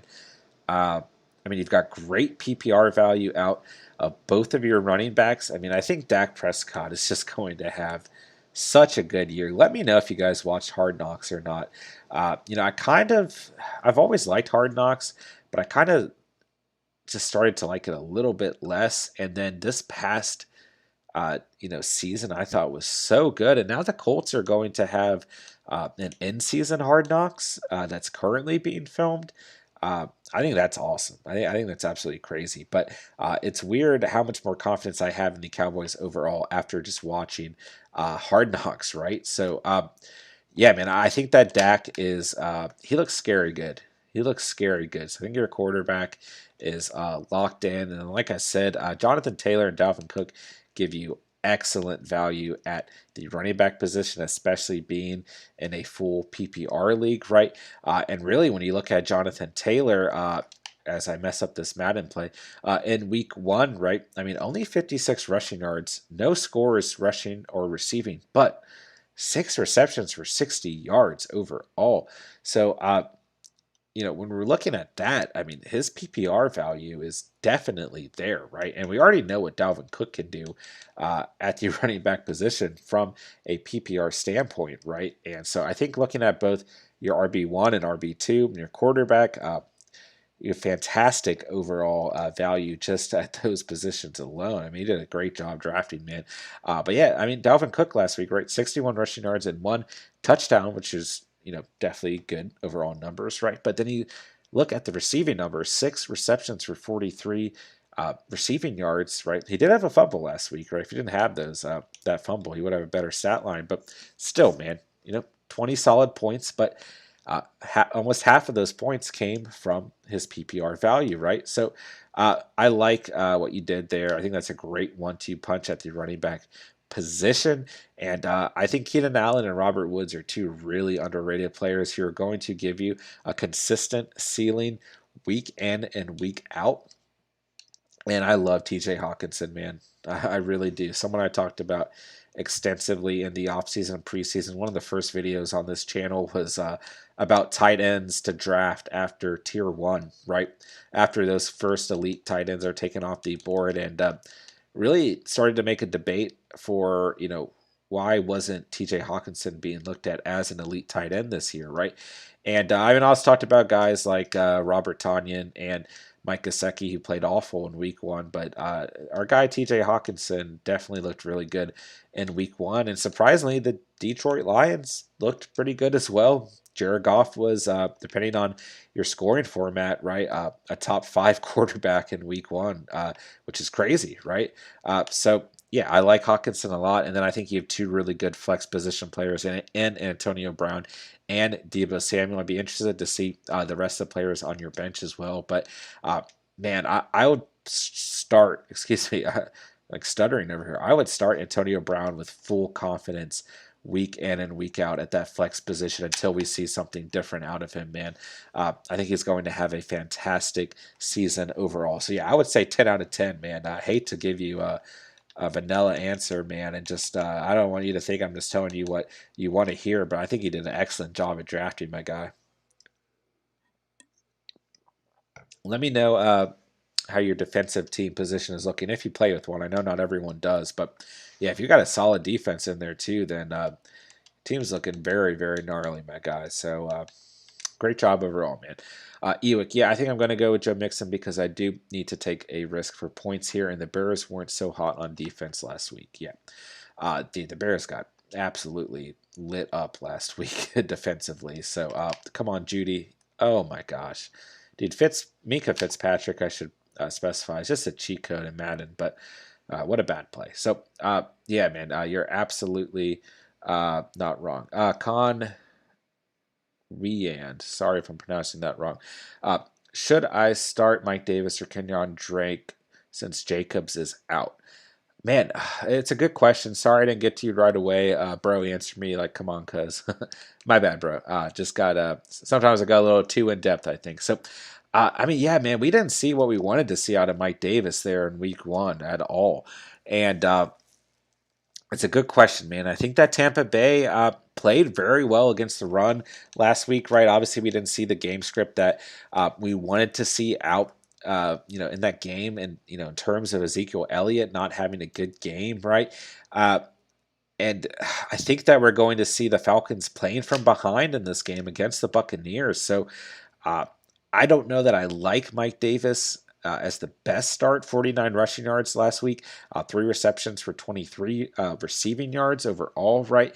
But with that being said, I like Kenyon Drake. I think he presents good upside, but at the same time, man, overall, and as you're saying, my fault, bro. Dude, you're good, man. I get it. I know you want to hear your answer, dude. You're good. No worries there at all, my guy. But overall, the thing with Kenyon Drake, he's facing the team that we're playing in Madden right now, right? He's playing the Pittsburgh Steelers, man, and I'm scared of that defense, man. I mean, I don't want to overreact, but God, do they look good in week 1, man.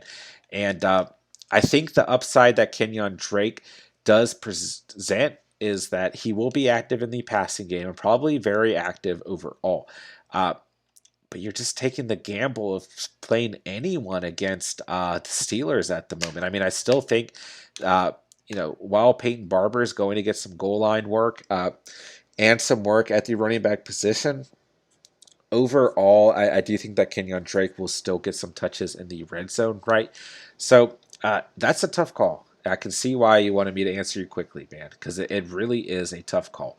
Uh, if you're asking me, man, I would be willing to take a risk on that of Mike Davis just because if the Falcons do get in the red zone, he is going to be given at least 1 to 2 shots every time they are in the red zone, right? And I do think that the Falcons have an opportunity to at least score a couple times against the Buccaneers, right? While we didn't see a great game from the running back position of the Dallas Cowboys last week against the Buccaneers, and the game script did not help them whatsoever, uh, they still gave up a lot of points defensively, right? And the Falcons need to kind of prove that they can still play football after such an awful week one. As you're telling me, Singletary did pretty decent against the Steelers defense. Yeah, you're not wrong about that at all, man. Uh, I'm just really, I think I'm probably having a fantasy overreaction that I'm just scared of, the Steelers defense. And you're right. I mean, 72 rushing yards, right? 3 receptions and 8 receiving yards, right? The receptions in themselves, even if you only got 8 receiving yards out of it, are still very valuable in their own, right? And you're not wrong, right? And like I said, I think Kenyon Drake gives you great PPR upside. And when they are in the red zone, even if they do utilize that of Peyton Barber, I do believe that Kenyon Drake can still, have the ability to score. So it's a tough call, man. And if you're asking me personally, I think Kenyon Drake's the more attractive start because he is going to give you the PPR upside, right? I'm just wary of the Steelers defense, I think. And wow, I just threw an absolute dime to Fitzpatrick, Mika Fitzpatrick, that is, who already has 2 interceptions. And wow, what a bad Madden play. So, yeah, man, I would roll Kenyon Drake. I know I kind of was prefacing that of Mike Davis, but I don't know, man. That Atlanta offense looks really bad. And surprisingly so, at least to most people, the Raiders offense looked pretty good, right? So if you're asking me, man, I would roll Kenyon Drake as I think that, a lot of people expected the Raiders to come out and play very poorly against the Ravens defense, right, and against the Ravens in general, and they really showed up last week, right? I mean, one of the best Monday Night Football games maybe ever, right? And I think that this Raiders team will probably show up here in week 2 again with a lot of momentum on their hand, and I think that they have to lean on Kenyon Drake. So I would roll Kenyon Drake. As you say, I'm scared though because this can go either way. I think you're right. And unfortunately, in fantasy, sometimes you have to make those tough calls, right? And sometimes you don't like either. You know that you're going to miss out on both situations, but I do think that between Mike Davis and Kenyon Drake, you're going to get a good start probably out of both of them, right? The question is who's going to have the better start. Uh, and it's a really tough question to answer, right? We won't know until Sunday night's over, right? If you're asking me, man, I would personally roll with Kenyon Drake, and I think that Mike Davis can still have a pretty good game overall, but I just don't think you get the same. The same receiving work upside out of Mike Davis. So, and also at the moment, I like the Raiders. The Raiders' offense overall outside, or no, in comparison to the Falcons' offense. So, for those 2 reasons, I would personally roll with that of Kenyon Drake. Hidden X, 10th pick. Are you talking about me and Madden? Because if you are, you're probably not wrong, man. Uh, as I have throw a lot of interceptions in Madden. That's kind of always been part of, even if I'm winning games, I'm still throwing 1 or 2 interceptions. So, yeah, man. If you're faulting my Madden game, I can't blame you. I used to, really before, Call of Duty Warzone came out. I basically played a couple games of Madden every night. I hate to admit it, man, but I really did. And my Xbox was broken for some time. I was having kind of a weird issue with it turning on then turning off within like 30 seconds. And I didn't really play, really was focused on this channel actually outside of, all my free time, right? And got, you know, not used to playing video games. So I'm kind of getting back into the Madden grind. Uh, but hopefully I throw less interceptions. But let me know if that comment is not in regards to me throwing a lot of interceptions in Madden, and if it is in regards to some of our fantasy Q&A here. All right, Con Riand. Hope I'm pronouncing your names right. If you guys, Steve and I have talked about this before on the channel. I am like abysmal at pronunciations, as I just fumbled in Madden, man. I'm also abysmal at Madden. Uh, Rate this 12-team PPR team: Lamar, Antonio Gibson, Mike Davis, Kenyon Drake, Tyreek Hill, Justin Jefferson, Robert Woods, and Noah Fant. And thanks. Yeah, you're absolutely welcome, my guy. No worries whatsoever, man. You can always thank us by going ahead and subscribing to the Catch Fam and becoming part of the Catch Fam, right?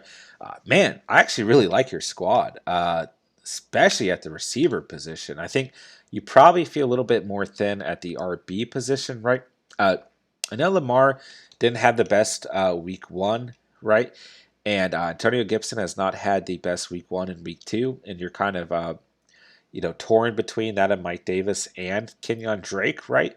But I think at the end of the day, you have an elite quarterback, and you have some really good running backs as well. I think Antonio Gibson is going to have a much better season than a lot of people are anticipating.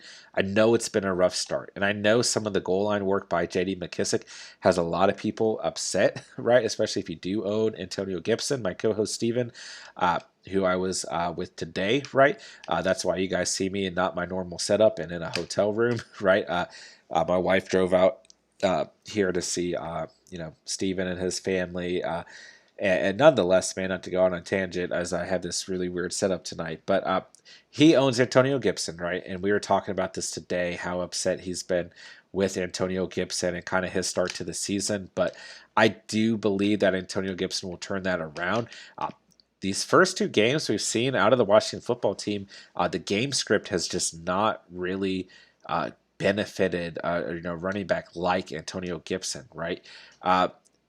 The touches by J.D. McKissic in the red zone have not been great.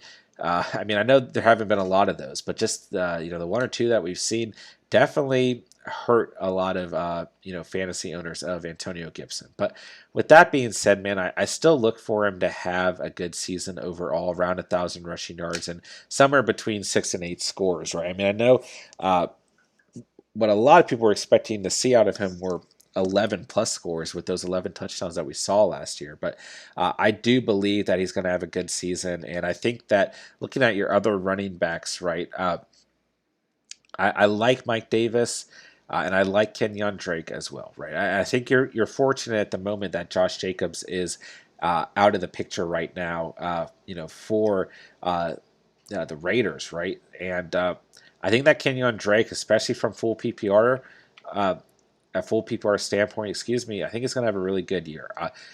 Mike Davis is someone that I do like, but we're a little concerned with how that offense looks as a whole, right? But with that being said, man, if you're starting Antonio Gibson and Kenyon Drake every week, that's okay, because when you're looking at your team, you have an elite quarterback like we already mentioned, right? I know Lamar didn't have the best week one. I am a Lamar Jackson fantasy owner as well, so I'm with you there, man, if you weren't happy with what you saw in week one, right? But looking at your receivers, man, especially in full PPR, man, Tyreek Hill, Justin Jefferson, and Robert Woods, just absolutely filthy, man. You're going to win your matchups based on those three guys, right? Being that you went receiver heavy, which is okay. It's totally okay. I'm more of a running back heavy guy, but gosh, man, if you get the right running backs, which I think you have three good running backs, and if you can continue to build upon those three guys, through the waiver wire, yeah, I think you have a chance to have a really good fantasy season overall, man. And Noah Fant, not just Noah Fant, but all these Denver Broncos players, as Noah Fant drops a pass here in this game of Madden, right? But Noah Fant's strength of schedule from the tight end position is absolutely insane, man. I think he's going to have a great year. So if you're asking me, man, I'd give you like an 8.5 out of 10 just because the running backs are a little shaky, right?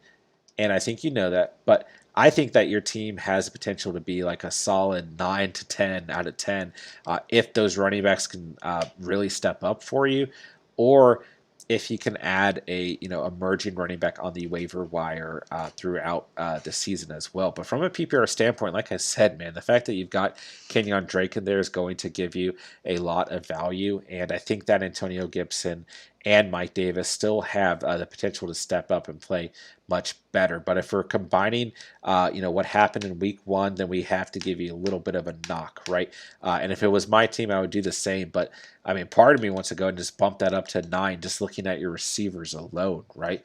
And Noah Fant, man, I mean, he looked really good here in week one. 6 receptions for 62 receiving yards. Now I see that did have Christian McCaffrey, but I traded for Gibson and Tyreek Hill first week and Chenault.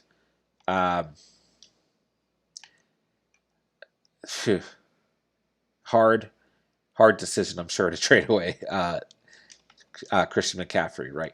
I had to think about that for a second, right? But you got Tyreek Hill, right? If you're asking me, you traded the best running back in fantasy football away, but you got the best receiver in fantasy football, right? And that's probably why you feel like you're hurting somewhat at the running back position, because you did lose Christian McCaffrey. That's a tough call, man. Really, really tough overall to trade away a guy like that. I like the addition of Tyreek Hill, right? You have to, in order to trade away such an elite player like that, you have to receive another elite player. And I think that you certainly got one. But that's probably why you don't feel as confident in the running back position. But that's okay, man. If you have more conviction in Tyreek Hill, then that's perfectly okay.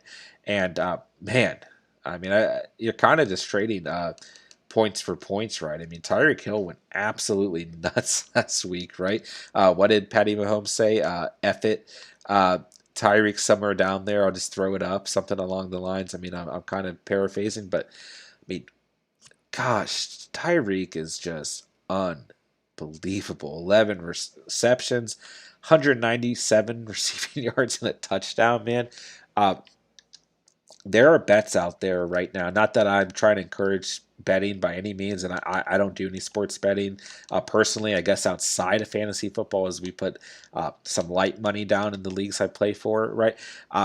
But yeah, I'm not trying to encourage sports betting. I guess I don't know. That's a good thing to talk about on here or not, but why not? We can certainly do so, right?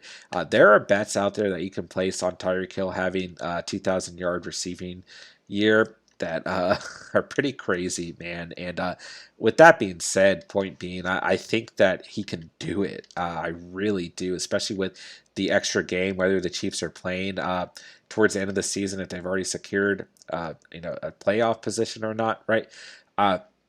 Gosh, man, Tyreek Hill could seriously have 2,000 receiving yards this year, which is crazy to think about. As I see, you said it was a very, very hard decision, but as long as Gibson can pick it up, yeah, I don't think you're wrong, man. I still think, like I said, I think you have 3 really good running backs, and I think your receivers are just absolutely filthy, man. So, hey, man, it's all about trusting your gut instinct. It's all about having conviction in the players on your roster, and I don't hate the decision, man. I surely don't, and you never know.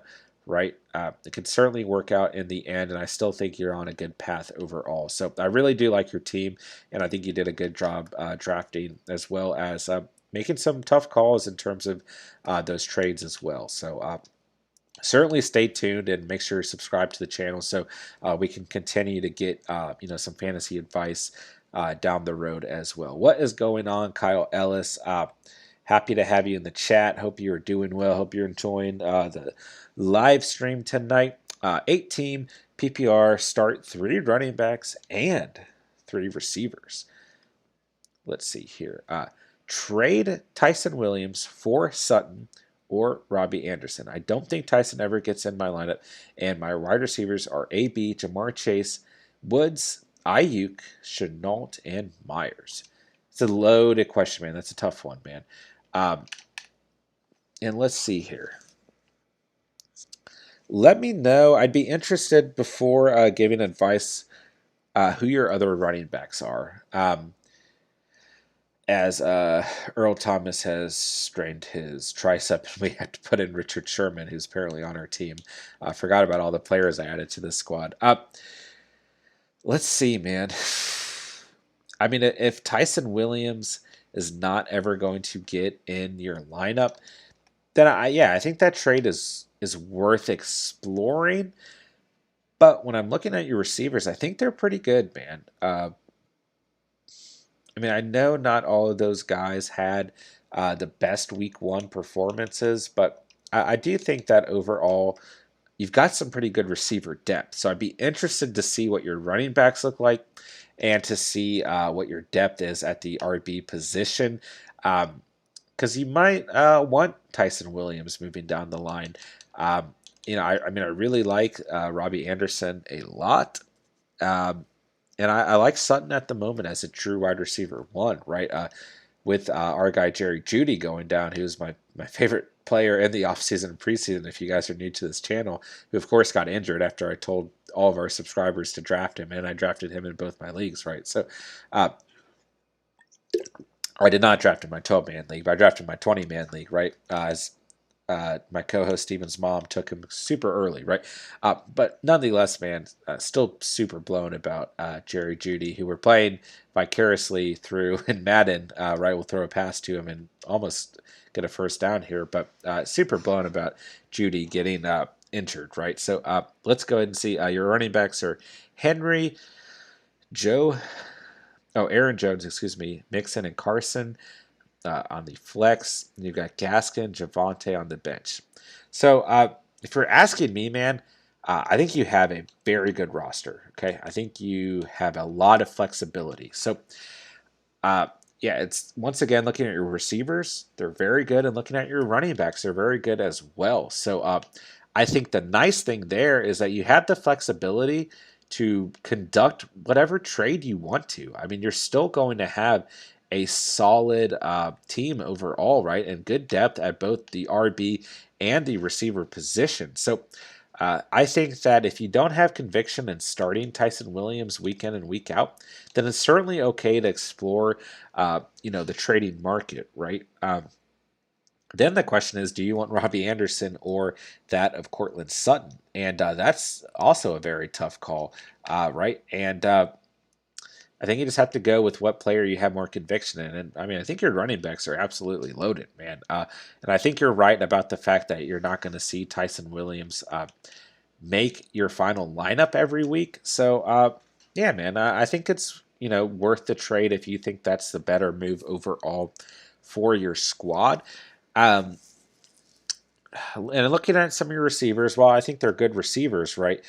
They are some of those more kind of questionable receivers, right? So who maybe just won't be as consistent. So it's an 8-team, so that's why my team is stacked like all the teams in the league. Yeah, and that's probably true, right? But overall, man, that's the challenge in an 8-man league is that there's always going to be good talent on the bench, and there's always going to be good talent on the waiver wire, and you have to make those really hard decisions week in and week out, right? So, don't sell yourself for less, man. It's still it's a unique challenge in itself, as in comparison to deeper leagues where, of course, Von Miller just got injured in a Madden game, but yeah, compared to deeper leagues where the drafting isn't so easy, right? But don't sell yourself less just because you play in an 8-man league, right? Definitely some really tough decisions that you have to make on a weekly basis, right? And I can't believe Von Miller just got injured in our franchise mode. But yeah, man, I think you have we have an upper arm fracture to Von Miller. Great. I think you definitely have the advantage that you can kind of start whoever you want, right? Not start whoever you want, but I mean, anyone could start whoever they want, right? Yeah, sorry, it's getting a little late, right? But you have the advantage of that you can trade whoever you want. And if you don't have conviction in one of those players, then it's okay to explore a trading option for them. So It's more of a tough call between Robbie Anderson and Cortland Sutton. If you're asking me, I mean, I like Robbie Anderson. I think he's one of the best wide receiver twos in the league at the moment. But Cortland Sutton's going to give you that true wide receiver one value. So I think that's a really good option as well. So I'd be interested to see who you're kind of debating at more within that trade. Let's see. Khan also said, so this week start Drake, but rest of the season start Davis unless Jacobs is out again. Uh, that's going to be a situation that you are going to have to monitor week in and week out, right? Sorry, man, gotta go, but thanks for all the advice. I subscribed also. Yeah, man, appreciate that sub, man. Happy that you're part of the Catch fam. Sorry I didn't get to your last question in time, but just going to have to monitor that situation of Kenyon Drake and Josh Jacobs all season long. We don't really know what that overall, situation's going to look like. So, but no worries, man. Happy to have you here in the chat and the live stream. Thanks for popping in and becoming part of the Catch fam as well, man. We truly appreciate the subscribe. A lot of new faces in here tonight, man. It's really great to see that. It's been a lot of fun tonight. So, yeah, Kyle, I'd be interested to see who you're thinking of more between that of Cortland Sutton and Robbie Anderson as well. So, yeah, man. I mean, Robbie Anderson looked good in week one, and I really regretted not drafting him, right? I mean, I really like DJ Moore going into fantasy drafts, but overall, man, it's just hard when Robbie Anderson doesn't have as much defensive pressure on him, right? And he's able to get loose overall. So I'd be interested to see if you're going for that at Cortland Sutton or Robbie Anderson. So, all right, man. As we're finishing up for the night, who knows? Maybe we'll get into another game of Madden. It's been a pretty active night, so I haven't even. When I was going over my 12-man roster, which I'm struggling in my rosters, man. I'll tell you guys straight up, man. Which is really what I was going to, but yeah, we had a lot of activity in the chat tonight. It's been a lot of fun, man. Really happy that you guys were so active tonight and got a lot of good fantasy debate and fantasy Q&A as well, as we just got burnt in Madden. But Lamar Jackson, Christian McCaffrey, of course, I'm starting both of those guys. David Montgomery's got the Cincinnati Bengals, who actually played decently against the run last week, believe it or not. I mean, Dalvin Cook still had a very good game, who we talked about earlier in the chat, but he also had a lot of good PPR value, right? David Montgomery played very well last week against the LA Rams, right? And even if you guys are new to the channel, I will tell you right now, I was very high on David Montgomery all offseason, all preseason, and I'm starting him with extreme confidence against the Cincinnati Bengals. At the receiver position, man, if you guys missed my draft, right, which I did live stream, you guys can go back and watch it if you really want to, right? I went super running back heavy. I drafted Gus Edwards over Amari Cooper, who was like kind of the final true wide receiver one left on the board, and that was less than 24 hours before Gus Edwards got hurt.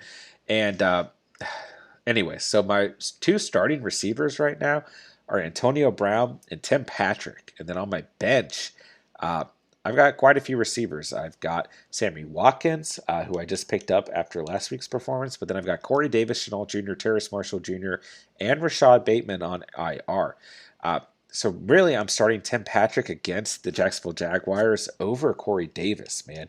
And I like the start. I'm pretty confident in that start. So I've got AB and Tim Patrick in there. And then at the tight end position, I'm kind of switching back between. I mean, I've got Mike Gesicki in my lineup versus Buffalo, but he really spooked me last week. And then on my bench, I've got Gerald Everett against Tennessee. And it's a tough call, man. Yeah, it truly is. And I might switch back to Gerald Everett just because Tennessee looked so poor last week, right? And then at my flex position right now, I've got James Robinson, versus Denver. But I've also got Javonte Williams on my bench, who's got a really good matchup versus Jacksonville, right? I just am not – I'm really going back and forth, man, on a lot of my players right now. And I really need to show more gut conviction in some of these guys. And I've got Matt Gay of the Rams at the kicker position, and I've got the Rams defense, who I am not actually too entirely confident against, believe it or not, against the Colts. But you have to start. You have to start the Rams defense, right? How can I bench them, right? So with that being said, at the moment, that's what my 12-man roster is looking like. But I might be doing a video in the morning setting my final lineup because I'm not fully confident in that lineup as a whole. But that's where it's at the moment. So I'll go ahead and pull up my 20-man league as well. And heading next, I'll get to your question just a second, my guy. I didn't mean to leave you hanging there. Let's see if we can't get a bomb to Jerry Jeudy. Let's go. Yeah, let's go ahead and pull up my 20-man league, and then we're going to hop into Hidden X. Looks like, can you rate my team? Of course I can, man. Be happy to. 1 out of 10, 12-team PPR, 10th pick. Oh, I see. That's I just assumed you were cooking me for throwing more interceptions than Madden earlier, but you had okay, so you had the 10th pick. Cool, man. Dak Prescott, Jonathan Taylor, Austin Eckler, Allen Robinson, Robbie Anderson, Johnny Smith. Then you have, let's see, flex is DeAndre Swift and Marquise Brown. And then you have the Denver Broncos defense. I like your team a lot, man. I really do, especially for a 12 team, a little bit deeper, right? I mean, that's what my co-host and myself, Steven, play in. So if you're asking me, man, that's like a solid 9. That's a good team, man. I mean, Dak is going to just light it up this year. I mean, you guys know that I'm very confident overall in that of Dak Prescott, right? And at the running back position, especially in terms of PPR, you've got 2 very good PPR values, right? Jonathan Taylor has looked already proven, to be a great PPR value overall. And I know Austin Eckler didn't exactly have the week 1 that we wanted to see out of him, but I think, and he actually had no receptions, right? If I'm not mistaken, in week 1. So not exactly the PPR value that we're used to out of Austin Eckler, but I do believe throughout the season we're going to see definitely, Justin Herbert begin to utilize him as a, wow, Eric Ebron is absolutely destroying us. But yeah, I do believe that Justin Herbert's going to utilize Austin Eckler a little bit better throughout the rest of the season as well. So I think your running backs look great. Quarterback looks great. And then I really like your receivers as well, right? Allen Robinson, Robbie Anderson, Marquise Brown. And I also like DeAndre Swift, especially in full PPR as your running back, who going into the regular season, I did not think I'd be saying that. But and then your tight end, Johnny Smith, be probably a good idea to keep active on the waiver wire if you have a flex player that you're not as confident in. Maybe to give Johnny Smith, who, if I'm not mistaken, might be a little banged up moving into week 2 here. So it might be a good idea just to, keep that in mind and potentially think about a tight end to add from the waiver wire, right? But outside of that, I mean, that's really where I'm giving you the knock. Why I'm giving you a solid 9 out of 10, because I think Allen Robinson's a great wide receiver 1. I think Marquise Brown played really well in week 1, and I still like, I really like those 3 guys that you've got, right? It's just the tight end position I'm a little scared of. I think that your defense is good overall with the Broncos. I mean, they've had some good matchups here in the first 2 weeks, right? But yeah, I really like your team, man. A solid 9 if you're asking me, and a little bit jealous being that I play in a 10-man league, and I think that your team is really, really good overall, man. So great job drafting, and just stay active on that waiver wire, man, and see if you can't add you another solid tight end or so. So let's see here. Let's go over my 20-man league overall, and then my current roster lineup, which I'm struggling with, man. I truly am. So I've got Tua is my starting quarterback, of course, at the quarterback position. Do have a waiver out there for our guy Taylor Heineke after that really good Thursday night performance, right? But at the receiver position, we've got Corey Davis, DJ Chark in, and then my flex position, another receiver. I've got Tim Patrick in. So the running back position, I've got Aaron Jones and Daryl Henderson in. Then I've got my guy James Robinson on the bench. Tight end position, I've got Jared Cook, who looked really good in week 1. My kicker is Brandon McManus. Defense right now, I've still got the Carolina Panthers defense versus the New Orleans Saints in. I think that this Carolina defense could make a couple plays, right? I know we saw a lot of good things out of Jameis last week, but I ain't so sure that Jameis ain't going to throw some interceptions coming up here. So on my bench outside of James Robinson, I've got our guy Callaway on the New Orleans Saints as well.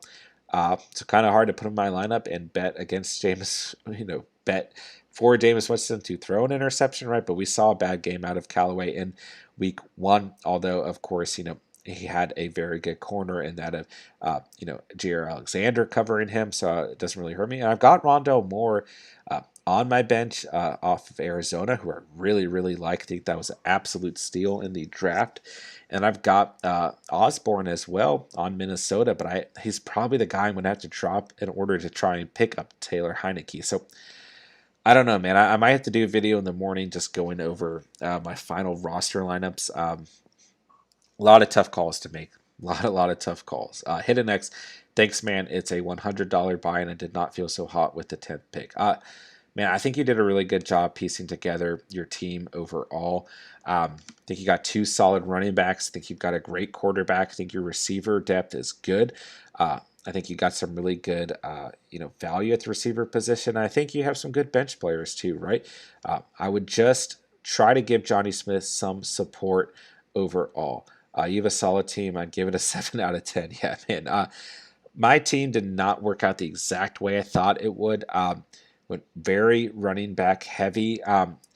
And I don't know if you're referring to my 12-team league or my 20-man league. My 20-man league, it's definitely a lot harder to draft overall, but I'll take a 7 out of 10, man. I like playing as a guy who's got to go out and make a lot of tough waiver wire targets and waiver wire additions to really build my roster overall. So I'm good with that. And I like being the underdog, man. Being that team that people are like, I don't know if I'm going to beat this guy or if he's going to beat me, So I'll take it, man. I truly will. But it is hard when you put a lot of research, right, and a lot of practice into mock drafting. You have a channel like this, and you're just kind of thinking of everything from every angle.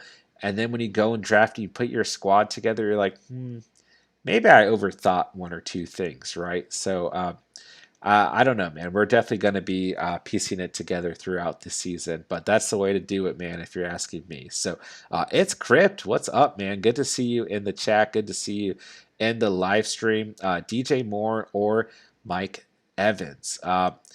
Najee and Aaron Jones bound to bounce back. Yeah, I don't disagree with that, my guy. Super stoked to have you here towards the end of the live stream tonight. But, man, DJ Moore, a really tough matchup here in week 2, right? And, what we saw out of Mike Evans, right? Not the best overall week 1. Pretty bad, pretty abysmal week 1, right? So that's a tough call. It truly is. If you're asking me, man, I think that Mike Evans actually has a chance to have a better game. I am scared that Mike Evans is kind of like a decoy at the moment. Like that they just want to put him out there to take some of the defensive pressure out and let guys like Antonio Brown get loose, let Chris Godwin be a wide receiver 2 who's actually a wide receiver 1, and let Gronk get loose, and even let Leonard Fournette get loose to some degree as well. So I don't know, man. I feel bad saying that about our guy Mike Evans, but DJ Moore also just such a tough matchup, right? I mean, Lattimore on the Saints just looked absolutely gnarly last week. I mean, we've already talked about him. Marshawn Lattimore just looked so good as facing the wide receiver 1 and Devontae Adams last week. No knock on DJ Moore, man, but Devontae Adams is definitely the better receiver out of the 2. I like DJ Moore a lot, but I'm scared of starting receiver 1s against that New Orleans Saints defense, right now, right? And yeah, man, if you're asking me, I would roll the dice with Mike Evans. But we don't like what we saw out of Mike Evans last week, right? So it's hard. But Mike Evans has the better matchup. I mean, he's playing the Atlanta Falcons. and they are doo-doo, right? They are very, very bad. So I would roll with that of Mike Evans, but it's a tough call. It truly is. So my team put up 83 week one. LOL. My league's calling me the 83ers. I need to bounce back. Yeah. Oh, man, I'm sorry to hear that. It happens, man. Don't beat yourself down, man. It's a long, long season. It's a long fantasy season. And you got plenty of time to turn that around. And don't sweat it, man. You're not anywhere close to the time of the season where there's going to be playoff implications, right? And just take it slow, man. Lots of waiver wire additions will definitely help you, right? And out of those two players, I would roll with Mike Evans, and just don't sweat it, man. It's a long season, right? Last year in week one, I got absolutely steamrolled, right? And I still got third place in my primary league. So just take it slow, man. It's a long, long season. So definitely stay tuned into the channel, man. We'll help you in any way that we can. But gosh, man, shout out to your league for being harsh on you there, man, calling you the 83ers. But if it makes you feel better, I mean, our co-host to the channel, Steven, who I played in week one, only put up 87 points. So second lowest score in team in the league last week. So maybe that'll make you feel better. We can start calling my co-host Steven the 87ers. But yeah, man, it's a long season, and it was a very strange week one, to say the least, right? One of the strangest week one rollouts I think we've had in quite some time, right?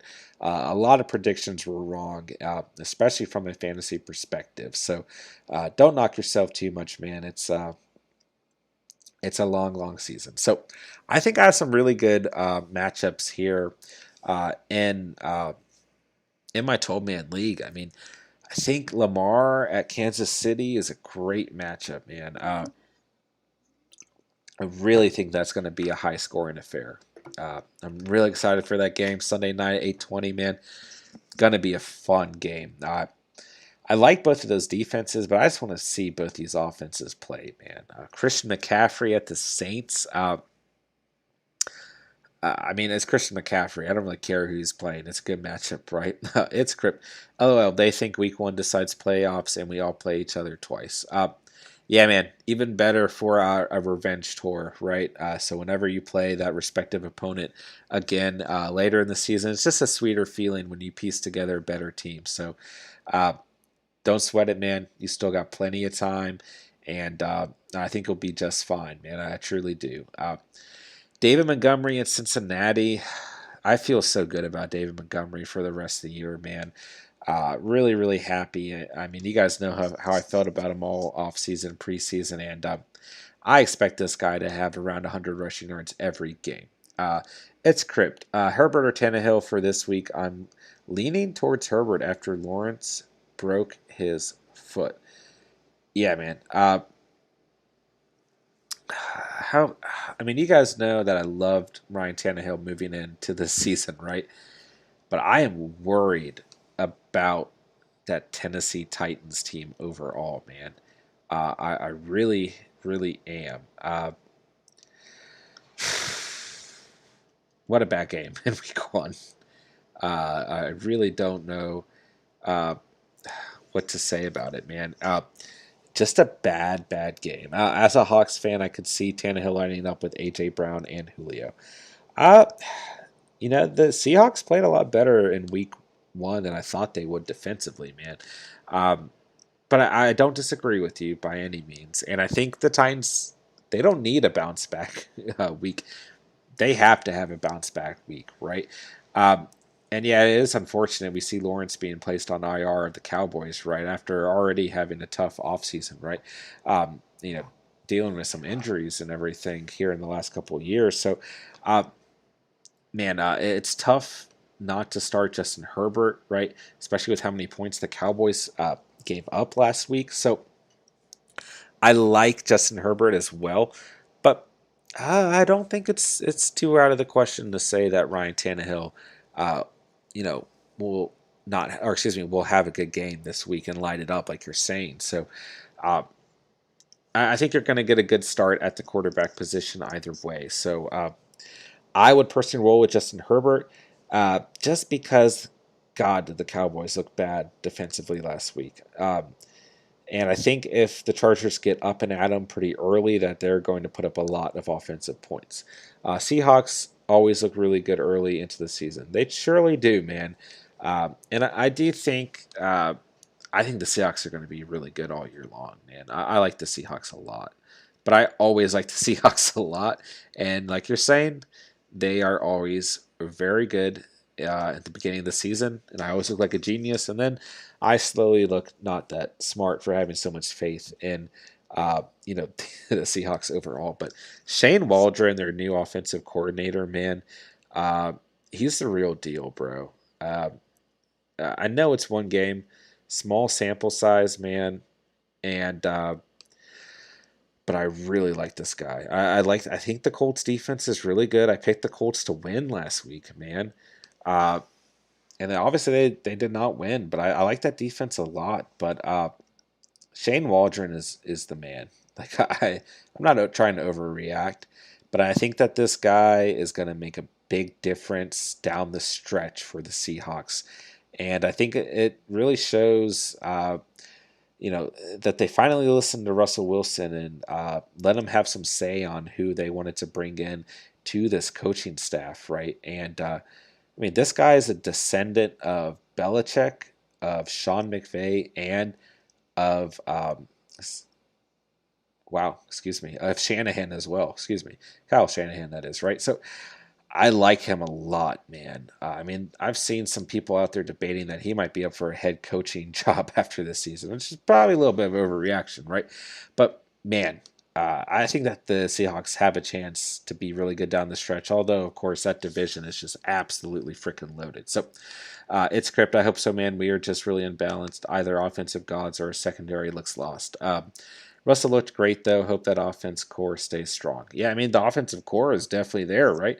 Uh, got a locked in RB1, a locked in QB1, locked in wide receiver one, and then Tyler Lockett is just like, I mean, you can argue, of course, he's a wide receiver one as well, but gosh, can you have a better complementary receiver to a guy like DK Metcalf? You could even argue that Tyler Lockett's a wide receiver one, and DK Metcalf's a guy complementing that of Tyler Lockett. So, yeah, man, it's a great offensive core. But I do agree with you, man. Got to have some better defensive pieces there. And also, of course, like to see some better offensive linemen brought into the organization as well to help defend Russ. And I've always made the argument that Russell Wilson's the most valuable player to his team in the entire league. I mean, you take Russ off of that team, and what do you really have, man? It's hard to say. Obviously got some good skill position players, right? But yeah, man, overall, great offensive core, and I've always been a big fan of the Seahawks, but just tough division, man. Tough division. Cardinals, Rams, Niners. It's a scary place if you're a Seahawks fan or if you're a fan of any team in that division, right? It's going to be really interesting to see how that division shakes out throughout the football season, right? All right, so with that being said, we played a couple games of Madden, guys. A lot of fun tonight, a lot of new faces. Appreciate all you guys hopping in here. Appreciate you guys being so active in the chat, bringing me some really good fantasy Q&A, right? Glad that we redeemed ourselves in Madden with 2 victories. Accidentally simmed a game and got us a second loss, but we got absolutely blown out there with the first loss. So I am looking to wind down the stream tonight. But legendary sports cards, Robert Woods or Copper. I'm assuming you meant Cooper as in Amari Cooper. That's a good question, man. Truly is, man.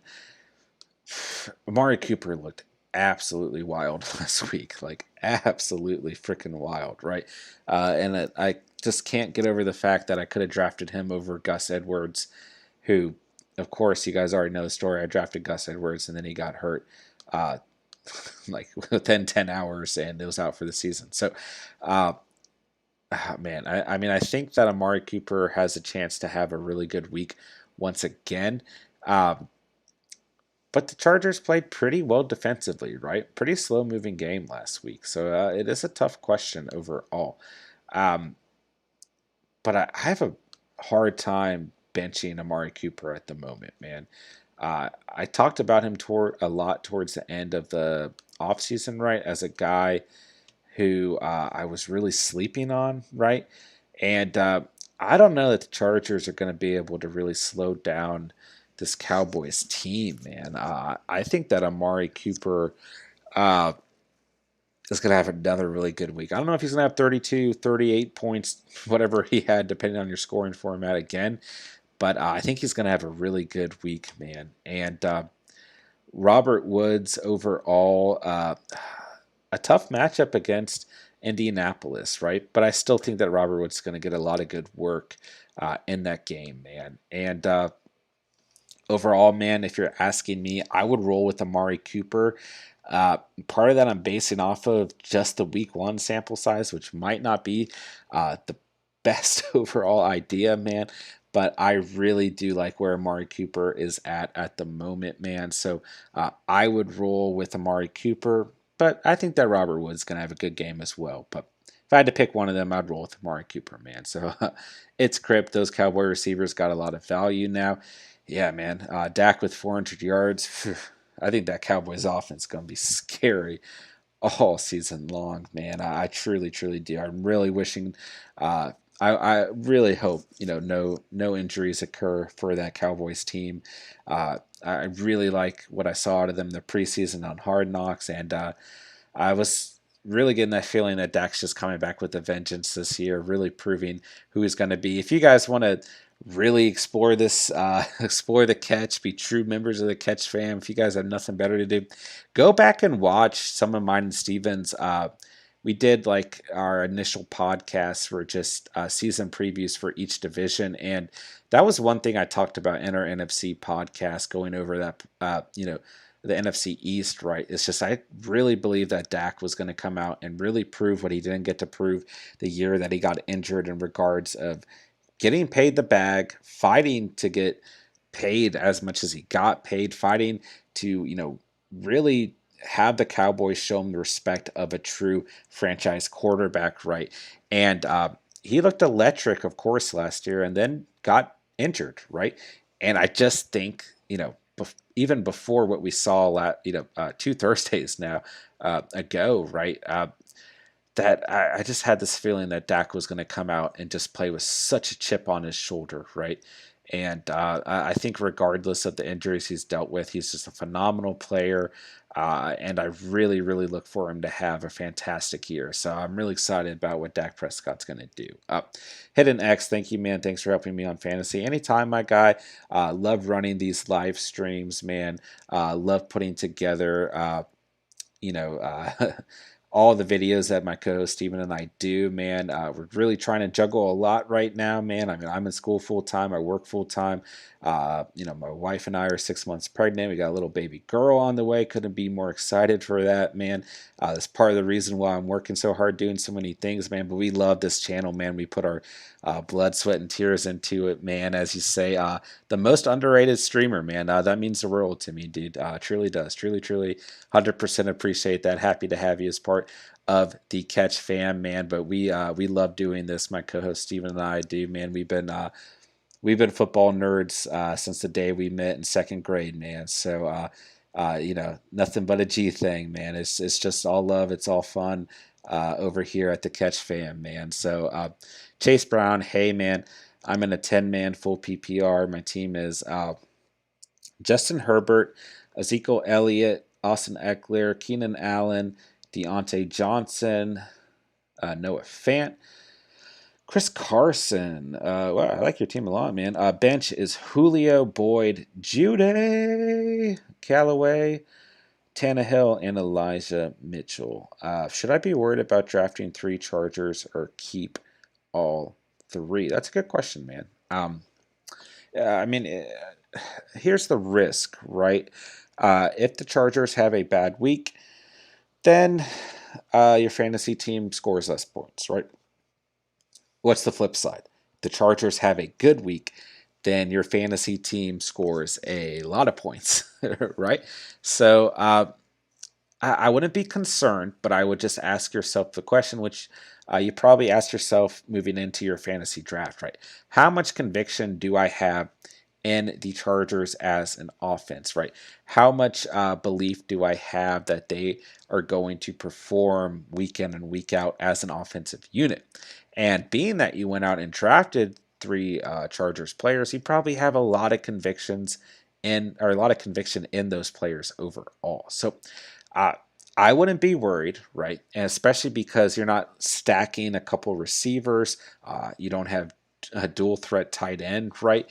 Um, Overall, man, I think that it's still going to lead for a pretty balanced fantasy roster, and I do like your roster as a whole, right? You don't have to lean on Keenan Allen when you have, several good receivers on your bench, right? You don't have to lean on Austin Eckler when you still got Zeke there and you've got Chris Carson there. I mean, it looks like you got the addition of Elijah Mitchell, right?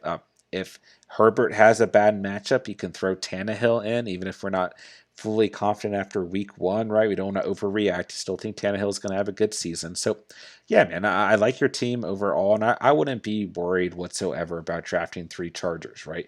The Chargers are really an up and coming team, right? Would you be worried if you went out and you drafted three Buccaneers or three Cowboys? Probably not, man. Probably not at all. So just know that the Chargers are kind of up next, man, and I think that they're a good offensive stack to be a part of right now. So seat Crip, Cole Beasley, or Jacoby Myers in the flex. It's a tough question, man. Uh, I see my guy Hidden X went ahead and said Cole Beasley. Man, I do like Cole Beasley a lot. I'm not gonna lie. I mean, 8 receptions last week, 60 yards, against a good Pittsburgh Steelers defense, right? And another good opponent here in week 2 against Miami, but I don't think as good of a defense overall. Although I really, really like Miami's defense, so I'm not trying to sleep on them whatsoever, man. But yeah, man, the thing about Jacoby Myers is, we've kind of flip flopped back and forth on this channel about who we thought the number one receiver for uh, the New England Patriots would be. And we saw 6 receptions for 44 receiving yards out of Jacoby Myers, which is pretty good work. And I mean, he's got the New York Jets, which is a very good matchup, right? But we're just not really sure who that number one receiver for the Pats is. I mean, it looks like it's Jacoby Myers, but we saw Nelson Aguilar with 5 receptions, 72 receiving yards, and a touchdown last week. So it's tough, man. I think that's a tough call overall. I like Cole Beasley in terms of PPR, right? But I do think that Jacoby Myers has a pretty good matchup against the Jets. So I think either way, you're going to have a good player in your lineup. So I wouldn't stress too much if it's full PPR. So I think you're going to have a good flex player either way. The Chosen One X, what is up, man? Hope you're doing well. Glad to see you hopping in here towards the end of the stream tonight. I traded Daryl Henderson and Debo for Barkley. Cook and Mixon are my other running backs. Full PPR. What do you think? I mean, you guys know that we're big fans of D10Ds over here at the Catch. I mean, Steve and I have been tooting Daryl Henderson's horn all off season, man. But hey, listen, man. When it comes down to trades, I think that trading Debo Samuel, it was a good move because I don't know how consistent he's going to be throughout the whole season, right? And I think after such an explosive week 1, it was a good time to put him on the trading block. I think that Saquon is starting to creep back out of that injury, right? We saw some good progressive movement in week 2 against the Washington football team. Not the greatest stat line. I mean, 83 rushing yards, 3 receptions for 13 receiving yards, but in full PPR, that's a good stat line, right? I mean, it's not what we want out of Barkley, right? But still much better week than what we saw in week one against Denver, right? And he looked like he's starting to, get back in the tune of things. So if you have that conviction and Saquon Barkley, then I think it's a great trade, man. If you have conviction in the player that you're trading for, then I can't tell you that you did anything wrong, man. So, I think that you took advantage of a week one performance out of Deebo Samuel, who I still think will have a good year, but I just don't know how consistent his year will be. And I love Daryl Henderson, man. I love our guy D10Ds, but I think that Barkley does present that elite running back value, and possibly down the stretch come closer to those games that you need to win to get into the playoffs.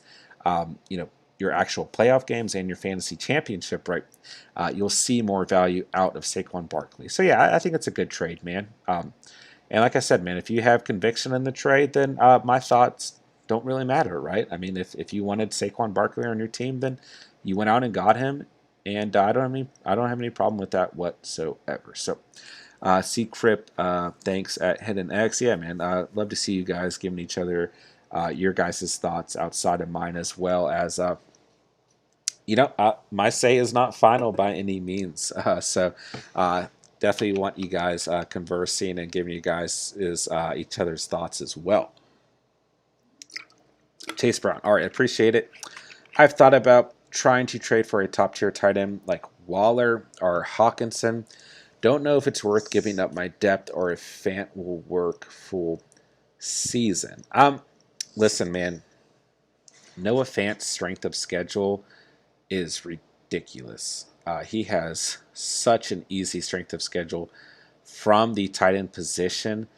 If you can get Waller on that squad, then you're gonna have a scary squad, bro. I mean, I like your squad already, man, but I would not give up any of the running backs you have outside of maybe Elijah Mitchell, man. If you could trade one of those receivers and an Elijah Mitchell, right? Maybe a Tannehill. Package those three guys together if there's a quarterback on the waiver wire that you feel pretty confident in. I mean, I'm never not going to tell you to try to not get Darren Waller on your team, but you're going to have to give up probably a much more, much prettier penny than what I just thought of to get Darren Waller, man.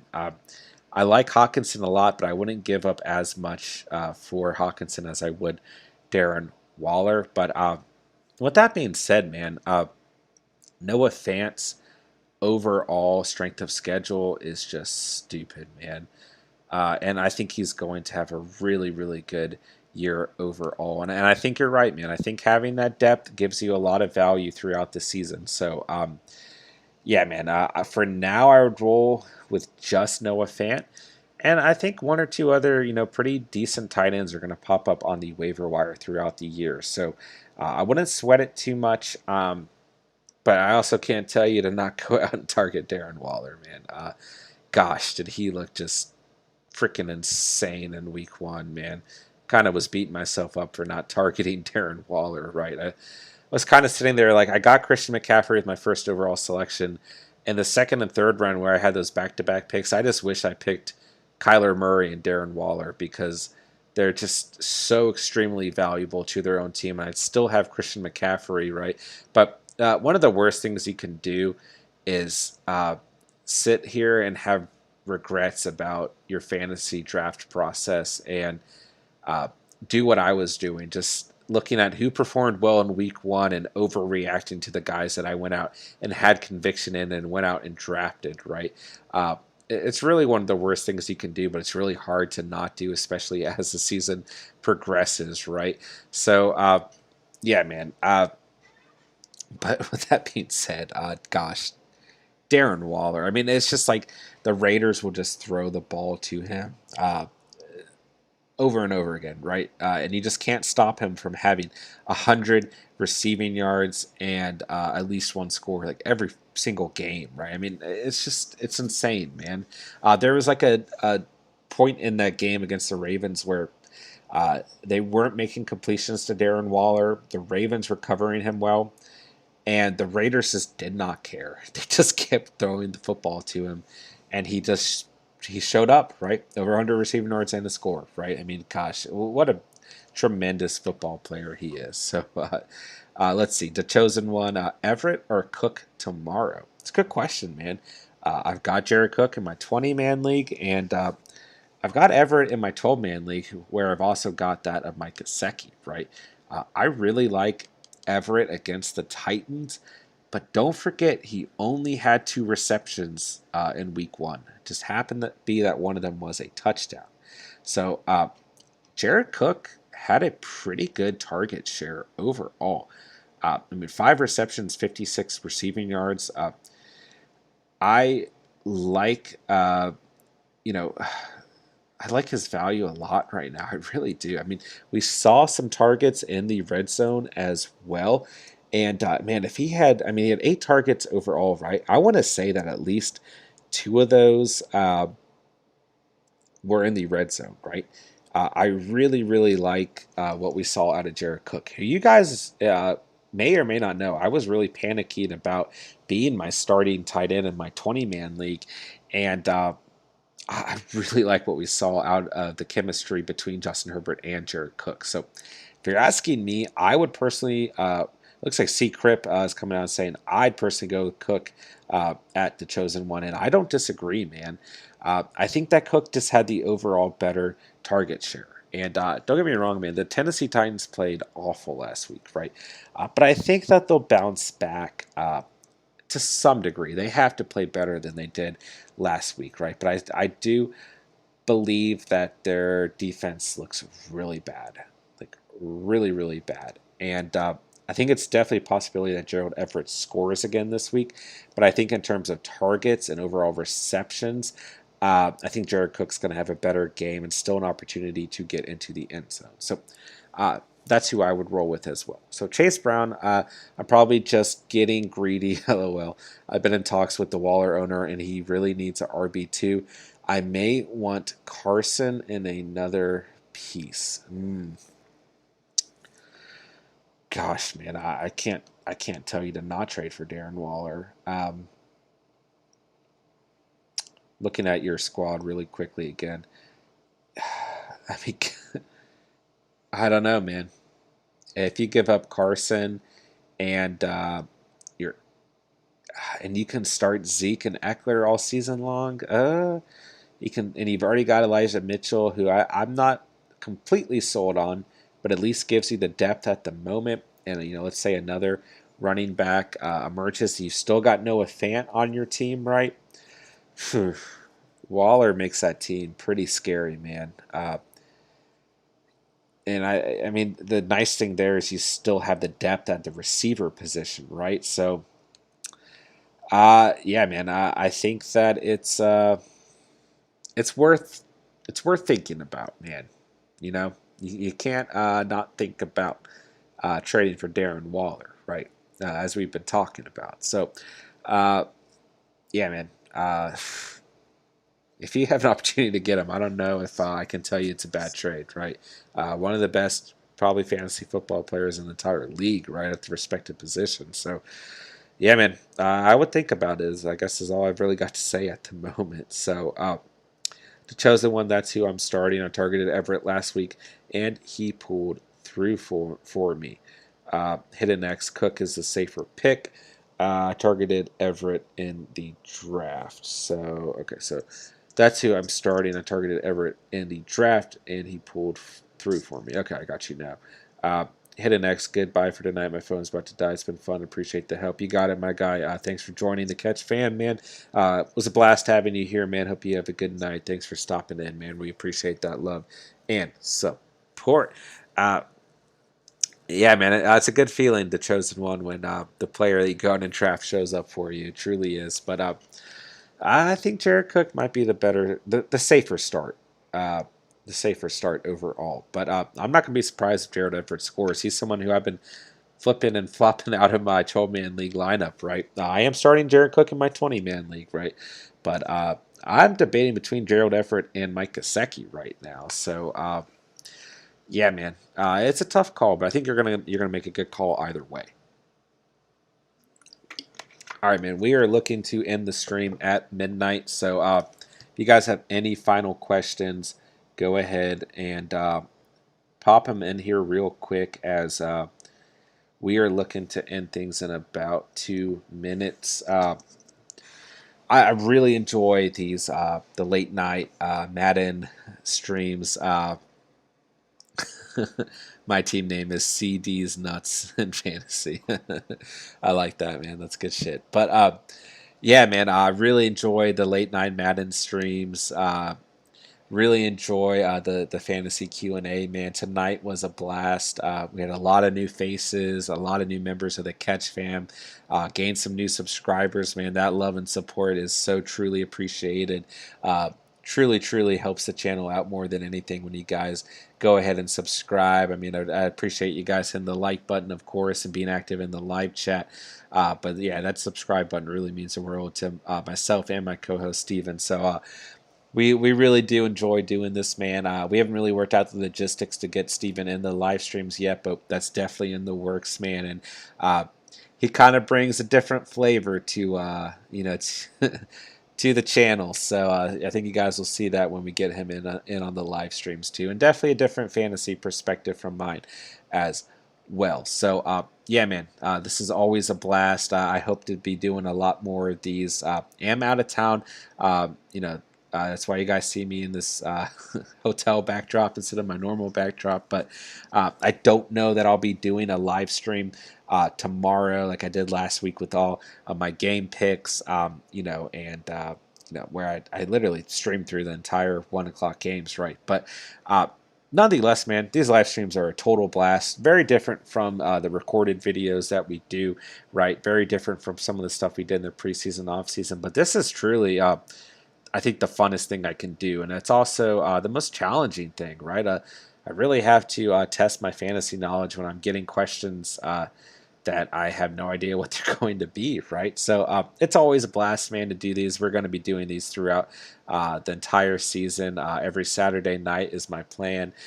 So as always, man, I thank you guys so much for watching and for listening. I thank all the new members of the Catch fam who joined tonight. I thank all of the Catch fam in general for all of the love and support that you guys have shown over the past couple of months, and all the love and support you guys showed tonight as well, man. If you guys watch this retrospectively, go ahead and drop a comment and or smash that like button as well, man. And we may be in a live stream for a short bit tomorrow. If not, we may have 1 or 2 videos dropping tomorrow, but we might just take the Sunday off and watch some good NFL football. It's going to be a great week too, man. I can already feel it. So with that being said, man, I thank you guys as always, like I already said, so much for watching and or listening.